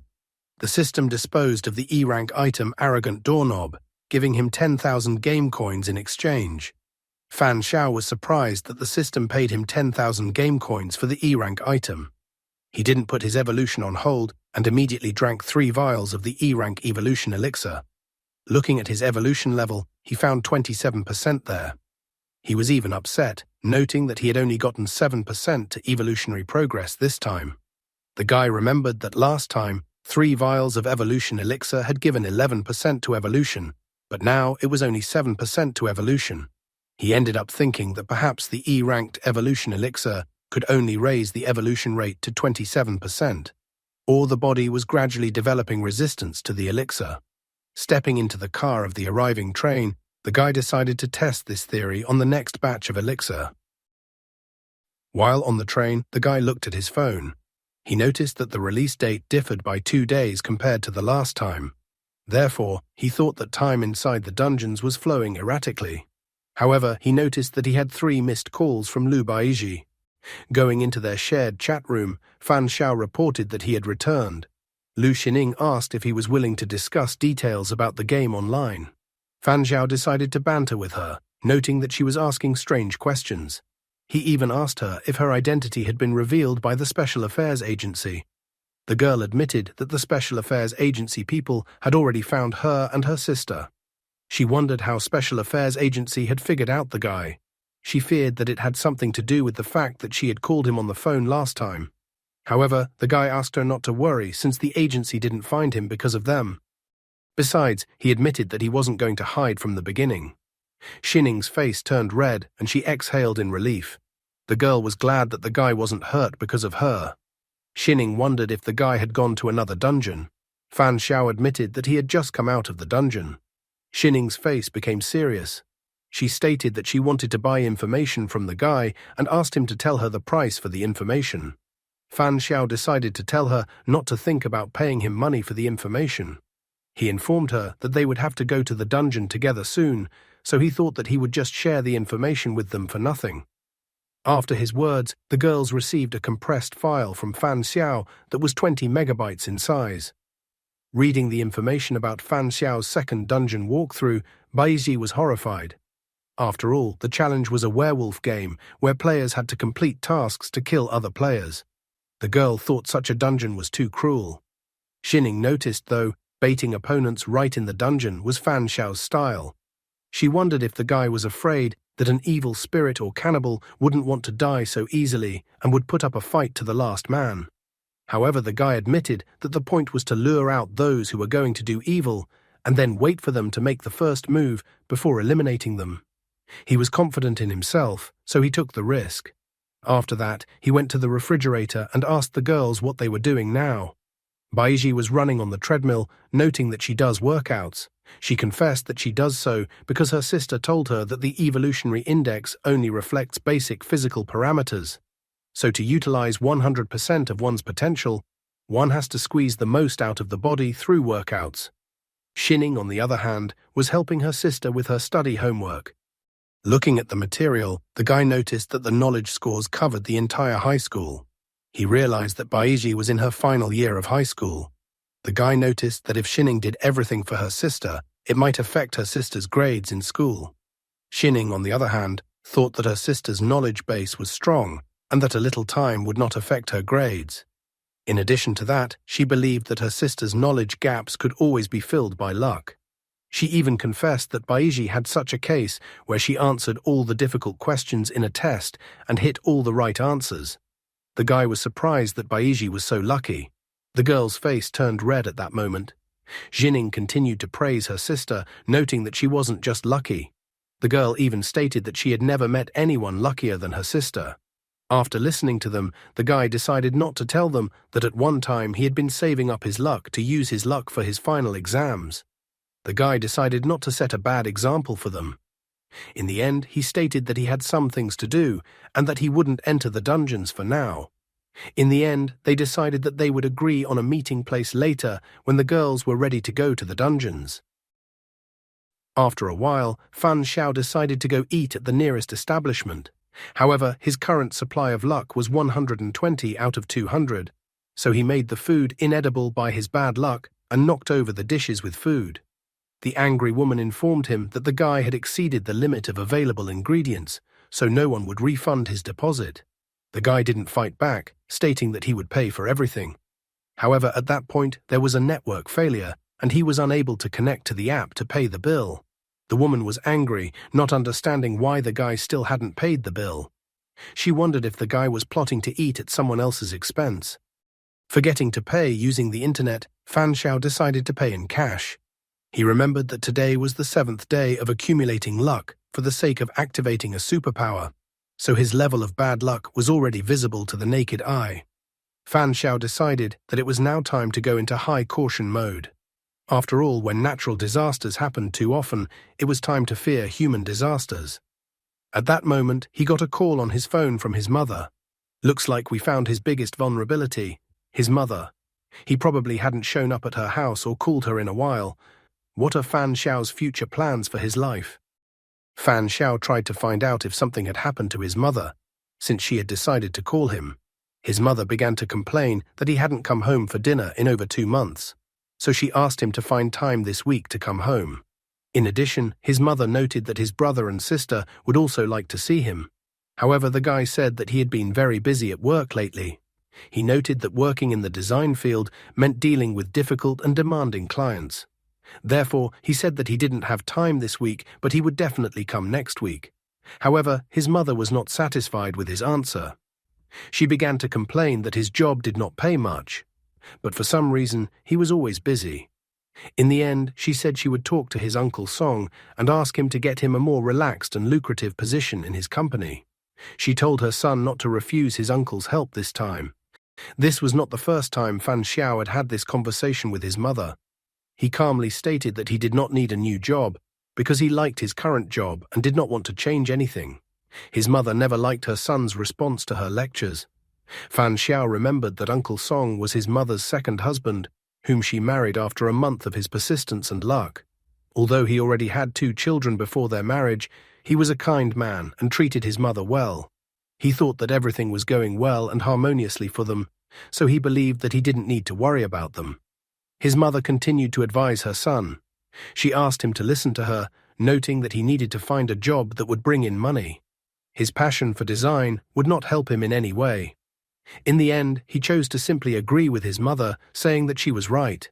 Fan Xiao believed that when comparing the quiet life they could have given him and his independence, he preferred to live on his own. Moreover, he chooses to live this way, not only so that his freedom is not restricted, but also so as not to harm his loved ones while he accumulates his luck. So Fan Xiao is not just a capricious child crying about restrictions on his freedom. In the end, his mother got angry with him. She believed that if her son didn't want to change jobs, then he should at least get treatment for his illness. His mother said that she had already found a new psychologist for him and made an appointment. She explained that she would send him the phone number and address of the clinic later, telling him that he must go to see the psychologist. But Fan Xiao once again told his mother that he wasn't sick. At that point, his mother simply ended the conversation. Realizing that he had no choice, he decided that he first needed to wash the oil stain off his clothes. After a while, Fan Xiao arrived at the shopping center. He went to the restroom to wash the oil stain off his clothes in the sink. While doing so, he thought about his life. When he was 13, he accidentally fell down the stairs and hit his head. The guy didn't know if he had damaged his head at that time, or if it was something else. But after that moment, a vague memory appeared in his head. According to this memory, he had an older sister who took very good care of him. After several examinations at the hospital, the results always showed no physical problems. Therefore, he did not know why this vague memory appeared out of nowhere in his head. So, at the age of 13, the guy decided that it was not a physical problem with his body, but a psychological one. After that incident, he began to periodically visit a psychologist, undergo psychotherapy, and take medication. At 14, he realized that his bad luck and good luck were things he could control at will. At that moment, he realized that he wasn't born unlucky at all, but actually had special abilities. When he attempted to utilize his good fortune to restore his brain to its normal state, he discovered that the memory from the past was a real memory that he had been fortunate to recall after hitting his head. But when he tried to find this older sister by chance, he was unsuccessful. However, he now had a new theory. The guy assumed that his erased memory was related to players from another dimension who had come to this world many years ago, using items or abilities to change his memory. At that moment, he used shape-shifting clothes. Therefore, he made an important decision for himself. In order to survive or restore his memories, he must continue to participate in the evolution game. After a while, he finally arrived at the building where the psychologist his mother had told him to go was located. He decided to go to the psychologist today for 2 reasons. The first reason for going to the psychologist was to calm his mother down, because otherwise she would not leave him alone. The second reason was that even if some kind of disaster caused by failure occurred during the session with the psychologist, he still wouldn't be able to hide from it. Sipping tea, the psychologist claimed that he was already familiar with the guy's problem, so he advised him not to worry too much. He believed that the fact that the guy had vague memories was not so strange. The man noted that the guy's situation was just an illness, like a common cold. Therefore, he claimed that the guy's psychological illness could also be gradually cured. With a creepy smile, he said that many psychological illnesses are caused by residual problems. The man noted with understanding that he had heard from the guy's mother that he had not received enough attention as a child, and that this was probably why the guy had invented an older sister who replaced his parents and fulfilled their role.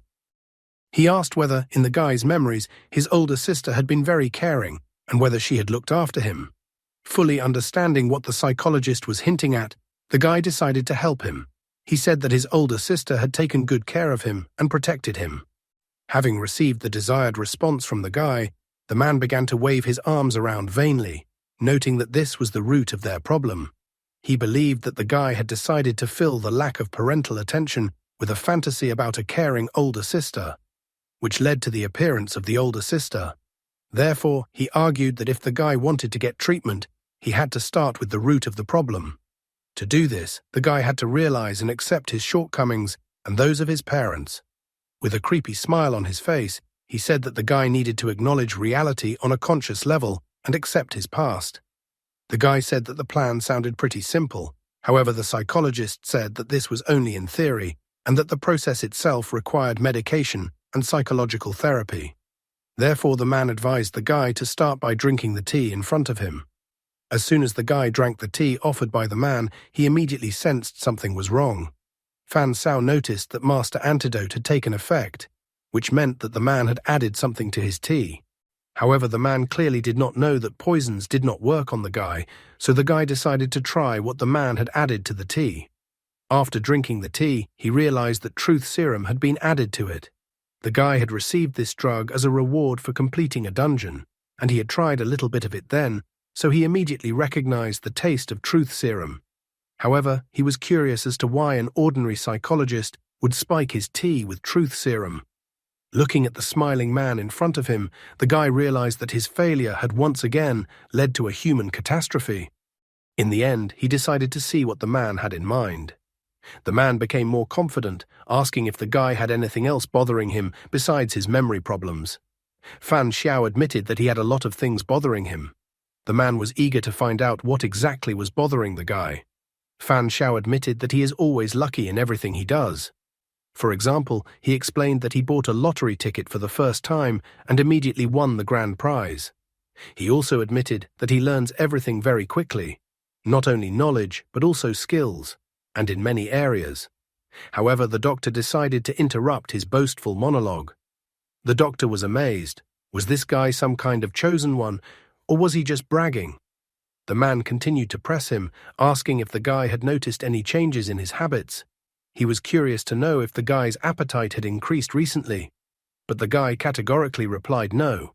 The doctor continued to question him, asking if the guy had any desire to attack small animals because of hunger, but the guy again answered in the negative. Then the doctor asked if the guy's strength had increased recently, but the guy again answered in the negative.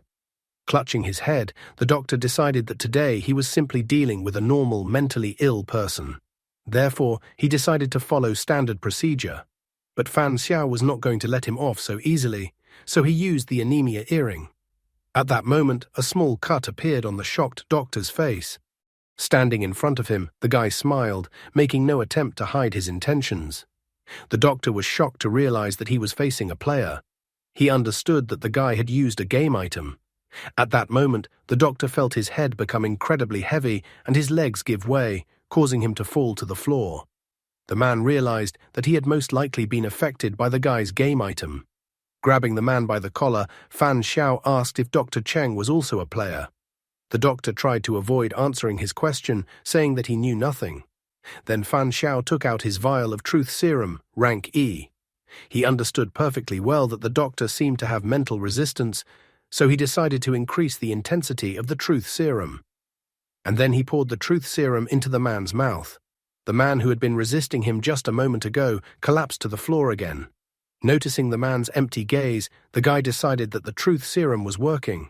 He was going to loosen his blood control so that the man would tell him the truth. Looking down at the man, Fan Xiao asked if he was a player. He also asked what rank he was. The man admitted that he was an E-rank player. Fan Xiao was curious as to why the man was looking for players. The doctor admitted that they were looking for players and that evolved were also their target. The guy was surprised because, based on the man's words, there was an entire organization behind him. The doctor said that many evolved suffer from mutations, but hospitals cannot find the cause of the problem. Then the evolved turn to psychologists, and players often fall into PTSD after quests and also need help.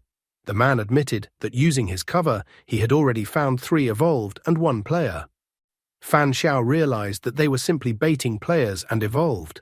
He realized that if someone from the Special Affairs Agency had been standing in front of him, they would have recognized him immediately.